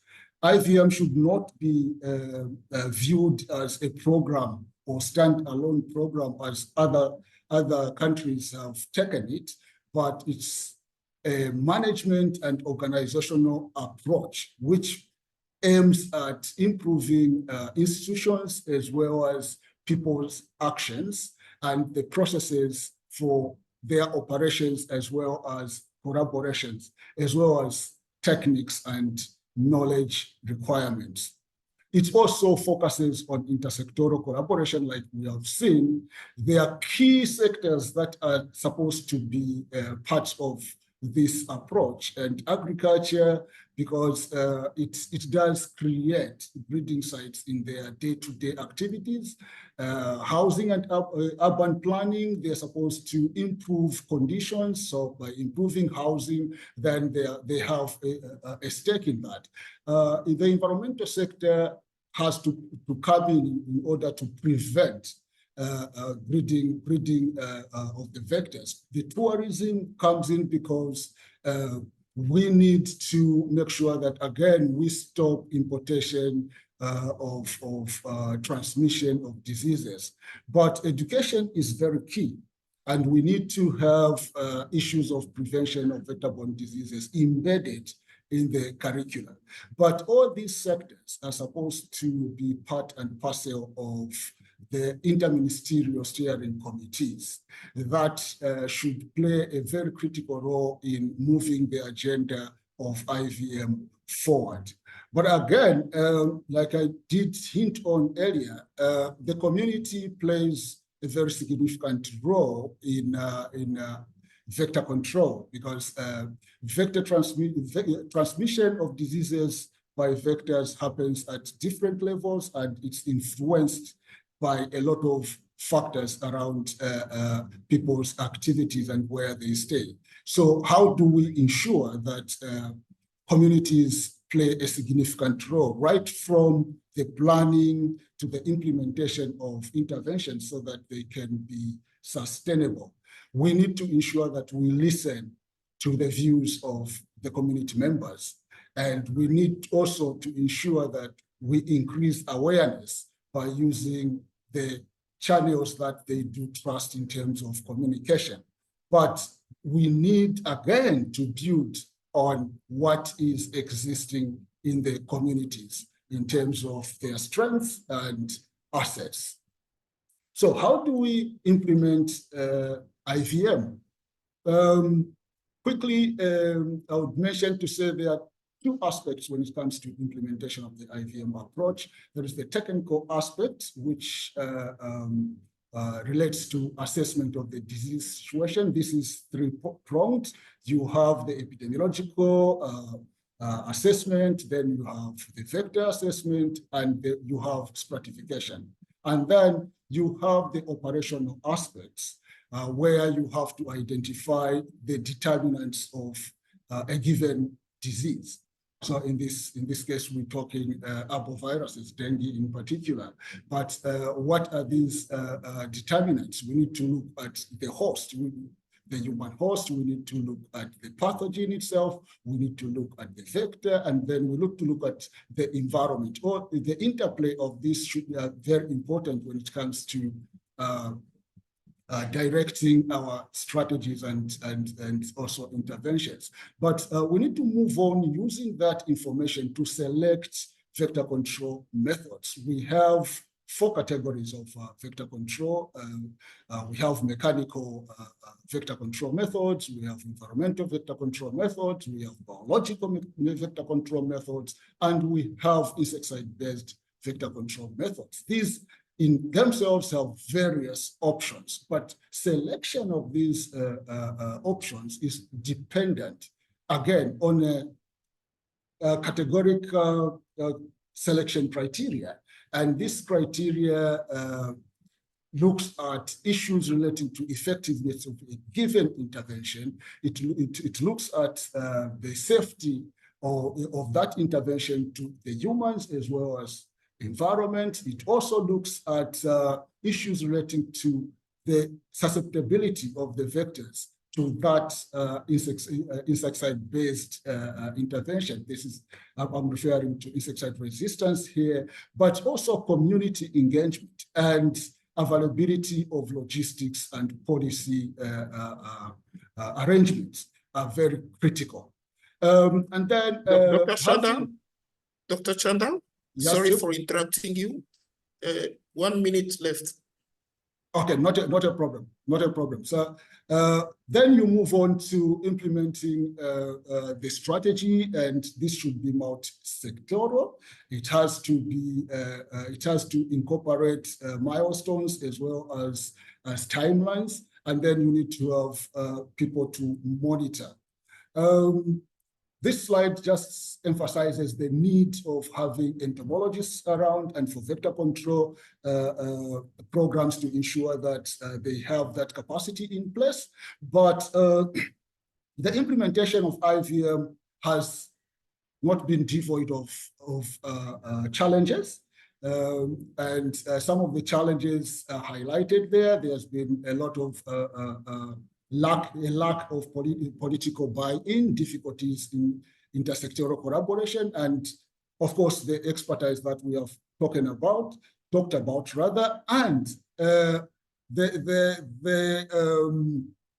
giant in the house, the lack of resources. So this led to the elaboration of a global vector control response. And this was done in 2017 and it runs up to 2030. There are those goals as well as milestones and targets like you can see. Basically, the GVCR goal is to reduce the burden of and the threat of vector-borne diseases, to ensure that we have effective, locally adapted, sustainable vector control using those pillars, 4-pronged pillars, and founded on capacity as well as research and innovation, but supported by advocacy as well as issues relating to mobilization of resources, regulatory policy, and normative support.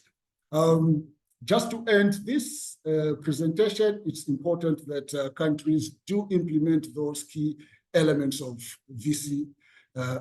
GVCR by implementing the vector control needs assessment. And just to mention that a lot of countries within the region have developed IVM strategies, but the implementation aspect is still on the weaker side, particularly as relates also to integration of other disease areas and across interventions. I end there, Chair. Over to you.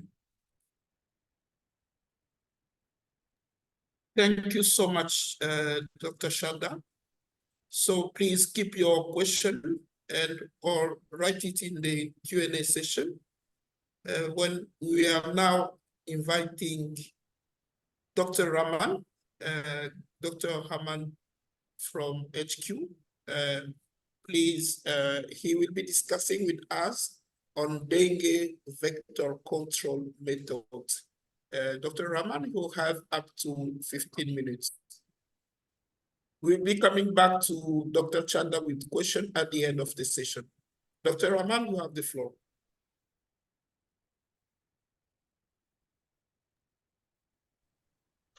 Thank you very much, John. I hope you can hear me.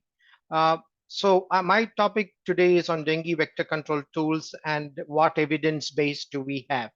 This may really surprise you, mainly because many of the tools we use for control of vectors are not well studied for dengue, mainly due to the lack of funding. So this is a whole challenge. Now you need to understand a bit on how tools are evaluated by WHO, mainly to make a recommendation. So here you have an evaluation pathway. So if any vector control tool is submitted to WHO, it goes through these two pathways. One, say for example, a bed net comes in. A new bed net, then naturally we know that a bed net is recommended for malaria control. And in that case, it goes through a pre-qualification pathway where it is evaluated for its safety, efficacy, and quality of the product. And then if the PQ approves it, it is listed as a WHO recommended product in the pre-qualification listing. But if a new tool comes in, say for example, a new trap, for example, saying that this can control mosquitoes, then we don't have a WHO recommendation for it. So those new tools, we help new tools to go through this new intervention pathway. And that one I'll discuss in the next slide. So this is what we call vector control advisory group. So we have an advisory group which helps all innovators, all those people who have new tools. The VCAG will be able to advise them on how to carry out a trial, how to prove that this tool is good for control of the disease and has got public health value. So basically, this advisory group is to support WHO to guide applicants. It supports WHO in evaluating the public health value. When I say public health value, a tool should be effective to control the disease. It's not only controlling the vector, but it has to have an impact on the disease. And then, of course, it advises us to develop recommendations. So to begin with, we have several tools for dengue at the moment under VCAG evaluation. One of them, which is at the bottom, is the Wolbachia, which is a bacteria. And this bacteria, once it is infected the Aedes population, then it blocks the transmission of the virus within the mosquito. So this method has been, they did a very big trial in Indonesia, and it has shown that it has got effect in reducing dengue by around 77%. Now we are currently working as a program to develop the recommendations for it, because we in WHO, we have to go through a systematic review and then the committee will decide on the recommendation. So we hope that this recommendation will come soon. The other tools we have is a spatial repellent, which is used for, which is a transfluthrine based passive emanator. It has gone through one study in Peru, and they are starting a second one, which will give us a stronger evidence. But this tool is also being tested for malaria. Then there is targeted IRS, which means indoor residual spraying. I'll come to that later. That is also undergoing some trial. We have several traps, which is also going through some studies. And then there is the sterile male technique, which is SIT, sterilizing the male mosquitoes and releasing them to get to suppress the mosquitoes. Then also sterile insect, which also includes Wolbachia. So there are these three different studies, all in various stages, but they have not completed their evaluation. So Wolbachia, I told you that Wolbachia is a bacteria. It reduces the mosquito population to the level where the disease transmission can be controlled. And one study which was done in Puerto Rico was inconclusive, and this was there are two types of Wolbachia. We can have a Wolbachia which is released only through the males, and the male mosquito, once it is with Wolbachia, goes and mates with the female. The eggs are sterile, so they don't hatch, and that leads to a population decline. And we have this Wolbachia under study in many countries, one of which is also in Singapore. The other one, which I mentioned earlier, where we are developing a recommendation at the moment, is a Wolbachia which is basically infects the Aedes and it remains in the population and it is passed on from one generation to the next. So once the population of Aedes in a locality reaches, say, 70% has Wolbachia in them, then this area will get a reduction in transmission because the mosquito which has Wolbachia cannot transmit the virus. It is blocked within the body of the mosquito. So there has been a 77% reduction in a study in Indonesia. We are developing the TPP and the recommendations for this tool. The third one I told you was spatial repellent, which is a device that releases chemical into the air. It is something like a small patch. You put it on the wall, and then in that room or that space, you will not get mosquitoes for maybe one or 2 months. And this intervention, there was one study which showed a 33% reduction in dengue. It was done in Peru, and a second trial is ongoing. So we are really waiting for better evidence to give a recommendation. But now the company has also informed us that this spatial repellent, they can provide patches which are effective for longer duration, maybe 6 months to 1 year. So the next technique which I briefly touched on is the sterile insect technique. As you know, the International Atomic Energy Agency is also helping us in this to get mosquitoes sterile. Basically, male mosquitoes are sterilized and released, and this is not something unheard of. As you know, in agriculture, this method is used a lot, and also in human African trypanosomiasis. So this is a common method extensively used. So we are currently going through the grading of various tools, and this was just completed. For example, targeted indoor spraying. When I say targeted indoor spraying, you must remember in the control of Aedes in 1960s and 1970s, due to yellow fever, there was a massive operation of spraying in South America, and that led to almost eliminating Aedes from South America. But unfortunately, when the controls stopped, the mosquitoes came back. So it is possible, but how effective is this? This we have to prove.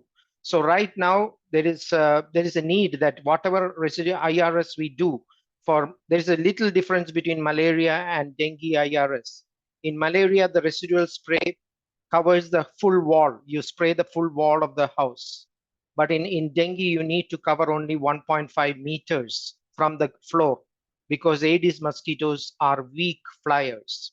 So here in targeted indoor spraying, we have got a conditional recommendation at the moment with a moderate to low evidence. So we are actually waiting for one study from Mexico, which will really help us to make this recommendation stronger.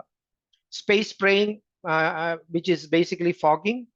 You know that fogging kills mosquito once it is applied, but there is really lack of evidence on impact of controlling the disease. So here we have conditional recommendation with low and very low evidence. And same with space spraying outdoors. Basically, we don't have strong evidence that fogging helps in controlling the disease. It does help to bring down the mosquito population. Now, source reduction with active community participation. There is one study which was published when communities in an area cooperate extensively to reduce mosquito breeding in their locality. they can bring down the transmission. So there is a moderate to low level of evidence here. Then application of chemicals and biological other larvicides like BTI, there is a low level of evidence. We don't have strong evidence of reducing transmission of the disease. So we are also looking at treated nets. Basically, we don't have any evidence of nets working because these mosquitoes bite during the daytime. So it is useful in hospitals and homes where there are dengue patients. And we really hope that some studies on nets would be useful, and there are some studies going on. There are also studies on treated curtains and screening of houses. And again, the evidence base is rather low, but it is effective in reducing mosquito population. Repellents are strongly recommended mainly for personal protection. So it is a good practice to go apply repellents as part of your protection, both when you go for work and also for children when they go to school. So as Emmanuel has just said, an integrated control is very important. For Aedes control, we need to address both the larval stage and the adult stage. There are some studies going on this actually in Malaysia, and recently I heard a similar study is also going on an integrated control in Brazil. So we hope some of these will give us more better tools to control transmission. The greatest difficulty we have in dengue is we do not have a vector control tool which can be sustained for maybe a year or 2 years, unlike malaria.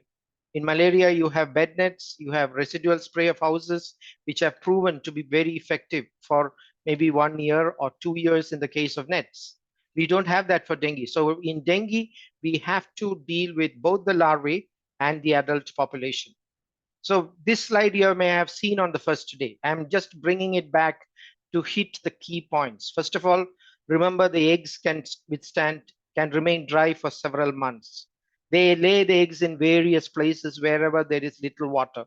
And naturally, when they remain dry and come in contact with water, they hatch. So this is a big breeding problem for mosquitoes. You need to control, as I said, both the adult and the immature stages. They are day biters, so please remember that control operation should not focus only on the homes. There may be breeding taking place in the hospitals, clinics, place of work, schools. So we need to take care of all that because children may be bitten in schools. And of course, the unique feature of one of the Aedes aegypti is it likes to bite many people. So that leads to what we call the clustering of cases. So you may have a cluster of case within a family or within the same area in the same locality. So what is the conclusion? Basically, for vector control, we need to use locally adapted vector controls to fight dengue with strong community engagement. And that is what Emmanuel has just highlighted with global vector control response. You should know it's the vector and the local ecology. Where does it breed? Professor Diallo mentioned about breeding in gutters. It breeds in tanks, but in most of the cities, it breeds in tires, drums, water storage containers. So you need to look into that and focus on spraying in or residual insecticide in areas where they breed and where they multiply. We need to know their insecticide susceptibility because many of the Aedes mosquitoes are resistant. So we need to know whether they are resistant or not before we apply any chemical. As I said, most of the space sprays or fogging are relatively ineffective unless it is more indoor, and indoor fogging is a bit difficult because people may not like it. And it kills the mosquito only for a short period of time because it doesn't have a long-term effect. And so fogging is purely recommended by WHO for emergency to reduce adult vector population flying around. Targeted IRS, as I said, is promising, and we are waiting for more study results to come. We just heard that once the study I mentioned in Mexico has just been completed, and we hope we will get the results soon. Then adulticide should not be done in isolation. We need, as I said, both larval and adults to be controlled at the same time. So what does the future dengue control look like? It will include a combination of tools. We need both adult control, larval control, If vaccines are made available, we need to bring it in. As I said in the first day, there is one vaccine which is now recommended for 6 to 16-year-olds. And then, of course, we need to continue with environmental management and introduce newer tools like Wolbachia, maybe spatial repellent, whichever comes in the future. So we are promising there are new tools in the pipeline, and we will get them in the coming year or so. So we really need to look for these and utilize whatever tools you have at the local level. Thank you very much. Thank you very much, Dr. Rahman. Please keep your question or write your question in the Q&A session. Let's finish our today's session with insecticide susceptibility and resistance management with Dr. Rajpal. Dr. Rajpal, inshallah, you will do it in 15 minutes. And inshallah, I know the subject is really interesting, but it should be okay. Yeah, let me Please share my your screen. presentation. Yeah. Yep. Okay, can you?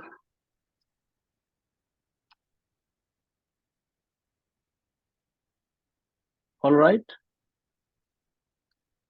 Yes, you can proceed. It's okay now. Thank you. Okay, thank you very much. So, considering that insecticide, first of all, let me introduce myself that I used to be a staff at the WHO headquarters in the NTD department with Dr. Raman Velayudan. And my responsibility there included issues on insecticide resistance. That is why this topic is very much interest for me. Now, considering that insecticide resistance has become a major problem all over the world, in my presentation, I will be touching on two issues: how to test susceptibility of local populations of mosquitoes, and how to manage resistance where resistance has appeared in local vector populations. Now, monitoring the type and level of resistance is very important, because if you want to ensure effectiveness of interventions, then we need to monitor resistance in local populations in order to select the best possible insecticide-based tool and to preserve the effectiveness of vector control tools as long as possible to avoid control failure of core interventions. Now, the global vector control response, which is the global strategy for disease control, includes monitoring of insecticide resistance as an important element in the global vector control response strategy. Let me see the slide. Okay, now WHO produced guidance on resistance monitoring long back in 1998, and thereafter in 2012 about management of resistance in malaria vectors. But as far as dengue vectors are concerned, we have only recently updated WHO resources in 2022. First of all, we did a multi-center study on mosquitoes to develop insecticide discriminating concentrations for new insecticide compounds that were introduced in the last 2-3 decades. And then the WHO updated manual on monitoring insecticide resistance. And this update actually included new discriminating concentrations for Anopheles and Aedes species. And we have developed also a WHO bottle bioassay, which is a new assay for monitoring resistance. I will speak later. At the same time, the shelf-life of insecticide impregnated papers, which was 6 months, was then extended to 1 year, and now it is extended to 2 years. So the manual also includes a full chapter on how to manage insecticide resistance if it has appeared, or how to avoid resistance in Aedes vectors or other vectors. There are two main assays of monitoring resistance. One is the phenotypic assays. Phenotypic resistance assay includes tube test, bottle bioassay, and larval susceptibility testing. But for the researchers, where monitoring of mechanisms of insecticide resistance is important, then the molecular and biochemical assays assume importance in determining what exactly mechanism is there if vectors have developed resistance in a given area. Now the tube test, many of you might have already used, is a these are plastic tubes in which mosquitoes are restrained. They are exposed for 1 hour, and then their mortality knockdown is counted after 60 minutes, and mortality after 24 hours of 1 hour exposure. So this tube is basically used for insecticides that have a killing action. Now, if the mosquitoes do not have a killing action, then there are bottle bioassays, and this includes in the bottle bioassays, this is a same bottle bioassay that CDC developed long back, but with only difference is that in this case, the endpoints of monitoring mortality are similar like tube test, which is after 24 hours. Whereas in the CDC bottle bioassay, results are counted 30 minutes after exposure. So this WHO bottle bioassay very much aligns with the tube test procedure. The other difference is that where the insecticides cannot be impregnated on filter papers, this includes several compounds listed in this slide. These compounds cannot be impregnated on filter paper either because they come off like powder, or they are of volatile nature like transfluorine, metafluorine, which are volatile compounds. And if you put them on papers, then they will simply fly away. The paper will dry up fast. So obviously treated papers are not the suitable approach for testing resistance in such compounds. Therefore, the bottle bioassay was developed, and these SOPs and procedures are already published. So in this slide, I have explained the bioefficacy criteria, both for the tube test as well as for the bottle bioassays. If you expose mosquitoes in these tests, and if the mortality is from 98 to 100%, then mosquitoes are recorded as susceptible. If the mortality in mosquitoes is from 90 to 97%, then there could be a possible resistance which needs confirmation. But if the mortality is below 90%, then it is confirmed resistance. So these are the criteria that are used according to these procedures to categorize what kind of resistance or level of resistance is there in the local populations. Now, for insecticides that do not have a killing action, rather a growth regulating action like juvenile hormone compounds such as pyriproxyfen, the same criteria is used, but instead of mortality, it is now oviposition inhibition. So more than 98 or more percentage of oviposition inhibition means that this compound is still susceptible. Where the oviposition inhibition is 90 to 97%, confirmation is required. Whereas if the oviposition inhibition is below 90%, then confirmed resistance is reported. Now, based on the WHO multi-center study, several new discriminating concentrations have been added for Aedes aegypti or Aedes species. So this includes both Aedes aegypti and Aedes albopictus. These are the compounds listed on left-hand side, and these are the concentrations which have been newly recommended by WHO in 2022. Now, WHO will start supplying the aliquots of insecticides based on these concentrations to monitor resistance in Aedes species. So right now, of course, they are not being supplied because the logistics is yet to be worked out. But if any laboratory wants to treat their own paper using WHO standard operating procedures, then these are the new discriminating concentration for bottle bioassays. And we have, these are for the tube test.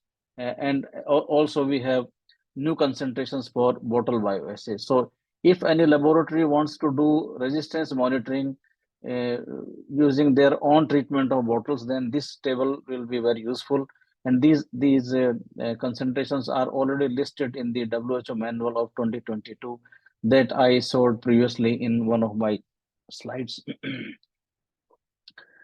Now, considering that there are various ways of testing resistance and there were different procedures, different people were using different procedures. So we have standardized these procedures. So the first SOP is how to treat papers or impregnated filter papers using different insecticides. So this gives a uniform treatment procedure of filter papers. Right now, we are treating papers in Malaysia and supplying, WHO is supplying these papers all over the world. But laboratories or researchers can treat their own papers for particularly novel compounds which will undergo first the initial development phase. Therefore, this document is very important. And the second SOP here is how to conduct a tube test bioassay. The third one is how to conduct a bottle bioassay, how to do a bioassay if PBO treated papers were to be used, or how to do bioassay if pyriproxyfen treated papers were to be used. So these are the different procedures and methods that will be very useful. And all these SOPs can be downloaded from the WHO website using the link given below. At the same time, WHO has also published on the website a calculation table in case you want to treat your own filter paper or coat your own bottle in your own laboratory for research purpose. Then this table, which is for which a link is given on the WHO web page, you can download this table, and this will be very useful for calculating your insecticide compounds for given number of bottles or papers. So there are, of course, challenges with Aedes species with regard to resistance monitoring. And one important element is that there is no global database on insecticide resistance for Aedes species. This is because many researchers do not monitor resistance in Aedes, or even if they monitor, then the data are not shared with WHO, which is the second problem. So the database available with WHO is currently inadequate. And unlike malaria, where there is a resistance management plan, for Aedes species, there is no global insecticide resistance management plan. So there is a need to update the malaria plan by adding a similar plan for dengue or other Aedes-borne diseases vectors. So this way, this could be an integrated plan for all vectors of disease rather than publishing a malaria plan separately and Aedes plan separately. Now, where resistance has precipitated, what to do? So in the manual, we have given several options, starting with environmental management as far as possible, where it is amenable to introduce the environmental management procedures for control of dengue vectors. Because the environmental management does not involve insecticides, so therefore this would be a potential approach as far as possible if the dengue vectors are amenable and if you know their ecology. Where the Aedes vectors are locally susceptible to pyrethroid insecticides, then the manual provides several options, including use of chemical larvicides in containers and water storage practices, of indoor space spraying. As Raman previously presented, that space spraying may have some applications if it is applied indoors, but for outdoor space spraying, the evidence is very weak, and therefore space spraying outdoors should not be conducted as a routine strategy, because the control with outdoor space spraying will be very minimal. Targeted indoor residual spraying with pyrethroids is another approach which he also mentioned, as well as personal protection using pyrethroid treated nets, especially in hospitals and treatment settings, particularly for children and older people or unwell people who may sleep during the day, or people who are admitted in hospitals for treatment. They could be protected with insecticide treated nets.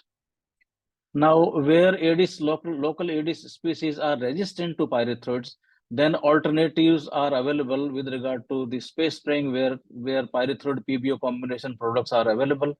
Or recently, WHO pre-qualified 2 new formulations. One includes a new combination of flupyridopyron and transfluthrin, as well as a second combination of pyrethrin and imidacloprid. These were the 2 compounds which were 2 formulations which were introduced in last 4 or 5 years, and could be an alternative tool if there is a pyrethroid resistance in local vectors of species, and if the programs want to use only chemical-based interventions and not environmental management, where to use non-pyrethroid insecticides. So in situations where some non-pyrethroids may be effective, particularly where Aedes breeding habitats are well known.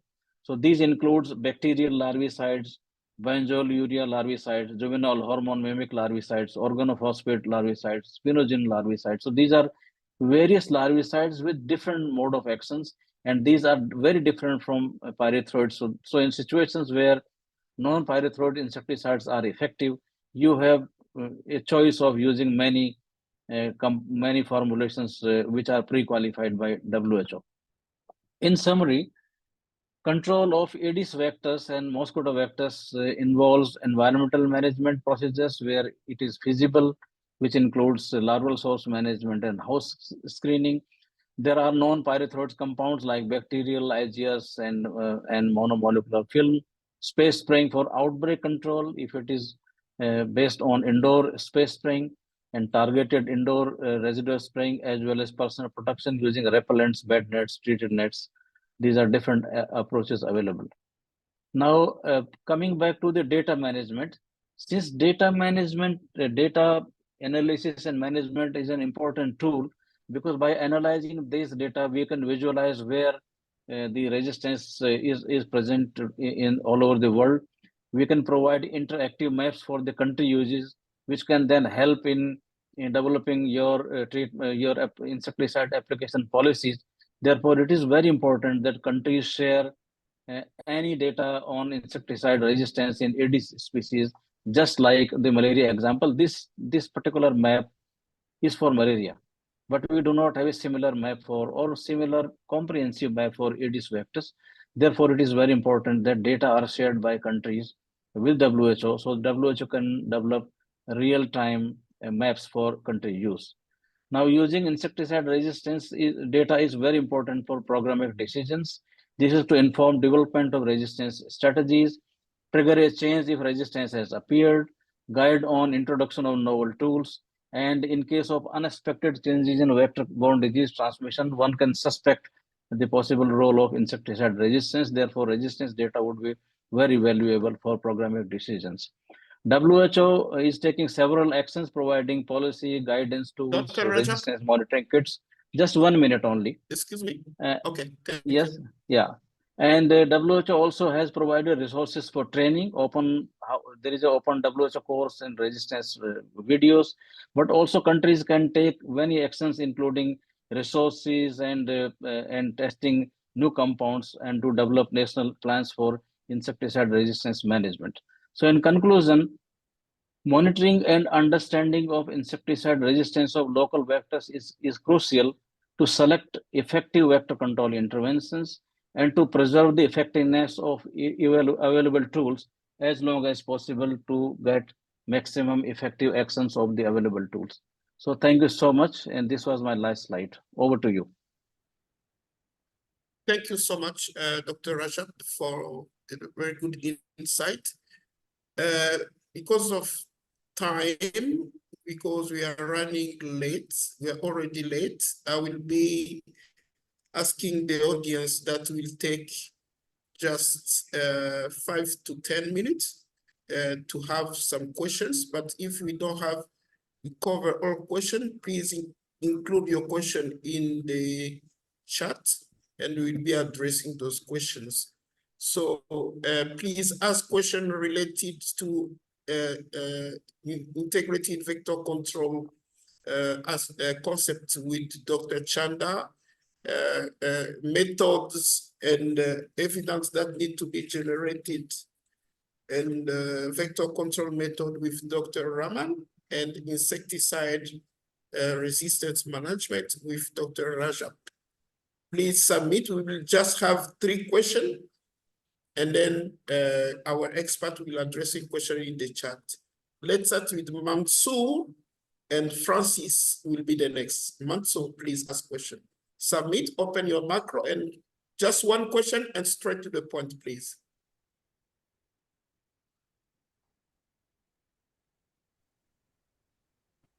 Thank you so much. Thank you. No, thank you ahead. so much. Thank you so much. My question answered in the presentation. No further question from my side. Thank you so much. Ibrahima, you have the floor.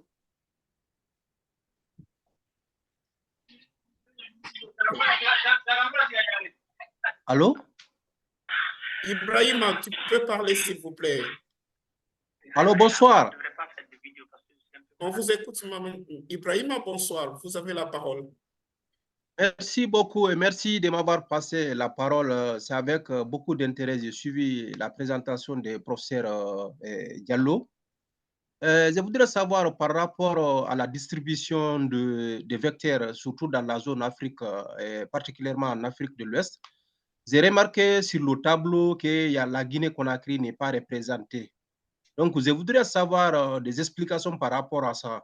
Soi-disant, j'ai des amis collègues guinéens qui sont en train de travailler dans ce sens-là, mais on a trouvé des résultats là-bas. Mais comme je n'ai pas trouvé la Guinée sur le tableau, je voudrais savoir s'il y a une explication possible pour cela. Merci. Nous avions déjà fini avec le professeur Diallo, mais vous pouvez mettre ça dans le chat. Il a donné ses contacts. Comme ça, on fait le suivi par rapport à ça. Let's move with Francis. Francis Anduka. Sorry, I did not raise my hand. Azmeka. Azmira. Sorry. Okay. My question is for Dr. Rahman. As we have seen, the Wolbachia is one of the control measures. So if you could explain how we can infect the mosquitoes and at what stage? Is it immature or at that stage that we infect them? Thank you. Thank you. And finally, Maninga Saleh, Dodo. Oui, bonsoir. Vous me recevez? Nous vous recevons. Allez-y rapidement, vu le temps.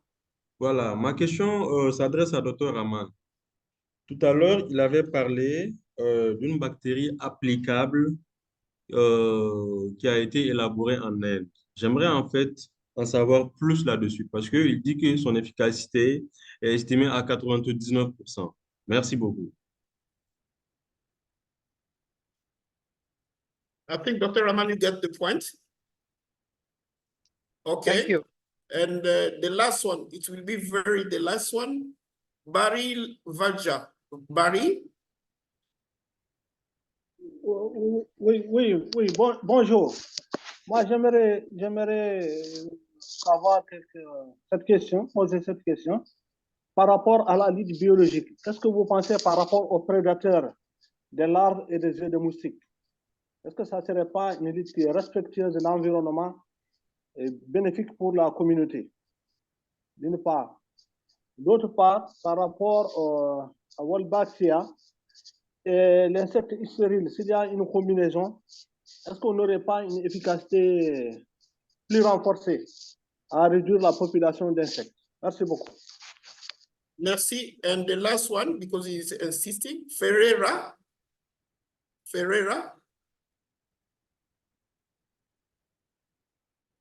Okay.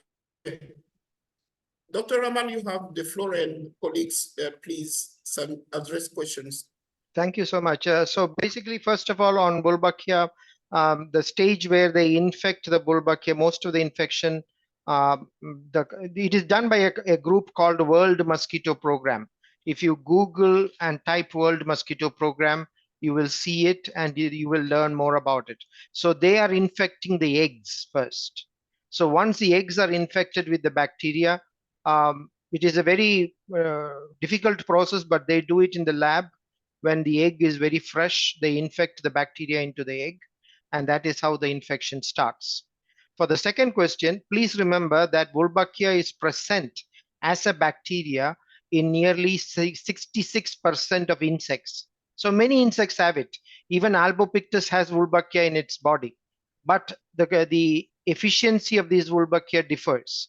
In Aedes aegypti, there was no Wolbachia noticed, but they introduced this Wolbachia from the fruit fly. So the fruit fly Wolbachia, they have introduced into Aedes aegypti, and it is working.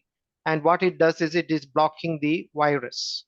So World Mosquito Program is currently responsible for this technology, and everybody can contact them. But as I said, our recommendation is still under development. We have some challenges because there are situations where the Wolbachia may not, you need to multiply the Aedes population rapidly to bring some impact. So all these things are being studied. Then in terms of integration, yes, we can integrate Wolbachia with other vector control methods like source reduction. You can integrate it with larval control so that it is possible. We want to integrate the methods and that can be applied. So I think I have covered most of it. Other colleagues, please add if you have. There was a question on biological control. Yeah, on biological control, yes, fishes can control larvae, but these are the small guppies, Poecilia reticulata, which are effective. But again, we don't have strong evidence of fish controlling the larvae and having an impact on disease transmission. There are biological control agents like fish larvae, dragonfly nymphs, all those things can control, but it is of very limited impact because it just controls only the water body. Any other comments, please? Thanks. Okay, we'll be giving to Dr. Rajab 1 minute and Dr. Chanda 1 minute for some closing remarks regarding the subjects they discussed with us today. Dr. Rajab, any key messages, takeaway from your presentation that you may highlight? Well, thank you so much for the last opportunity. Yes, I would request all participants and member countries that they should invest in monitoring insecticide resistance in Aedes vectors, and the insecticide susceptibility test kits are available from Vector Control Research Unit in Malaysia. We are trying to set up also facilities in Brazil and India where insecticide impregnated papers will be supplied through WHO collaborating centers. And so people can buy those papers from there as soon as they are established.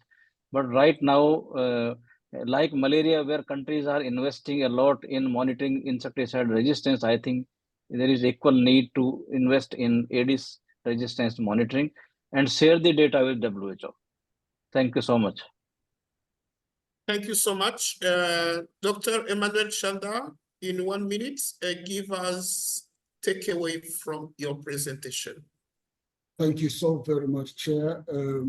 Mine is just a plea to member states within Africa to ensure that integrated vector management strategies are updated. If where they have not been developed, they are developed and implemented, because this is going to provide an opportunity for integration of interventions across diseases. Right now, most of the vector control work is on malaria, but we can leverage on the existing capacity in the countries to ensure that we build the necessary efforts that are required to combat arboviruses as well.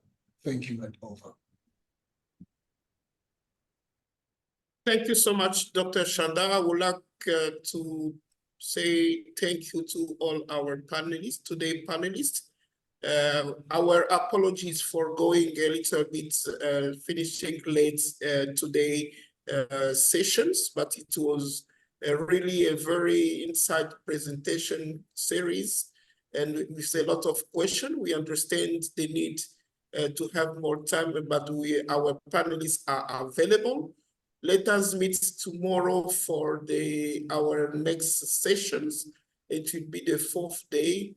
And again, do not hesitate to contact our expert and to write and share your feedback and question to the Q&A session as usual.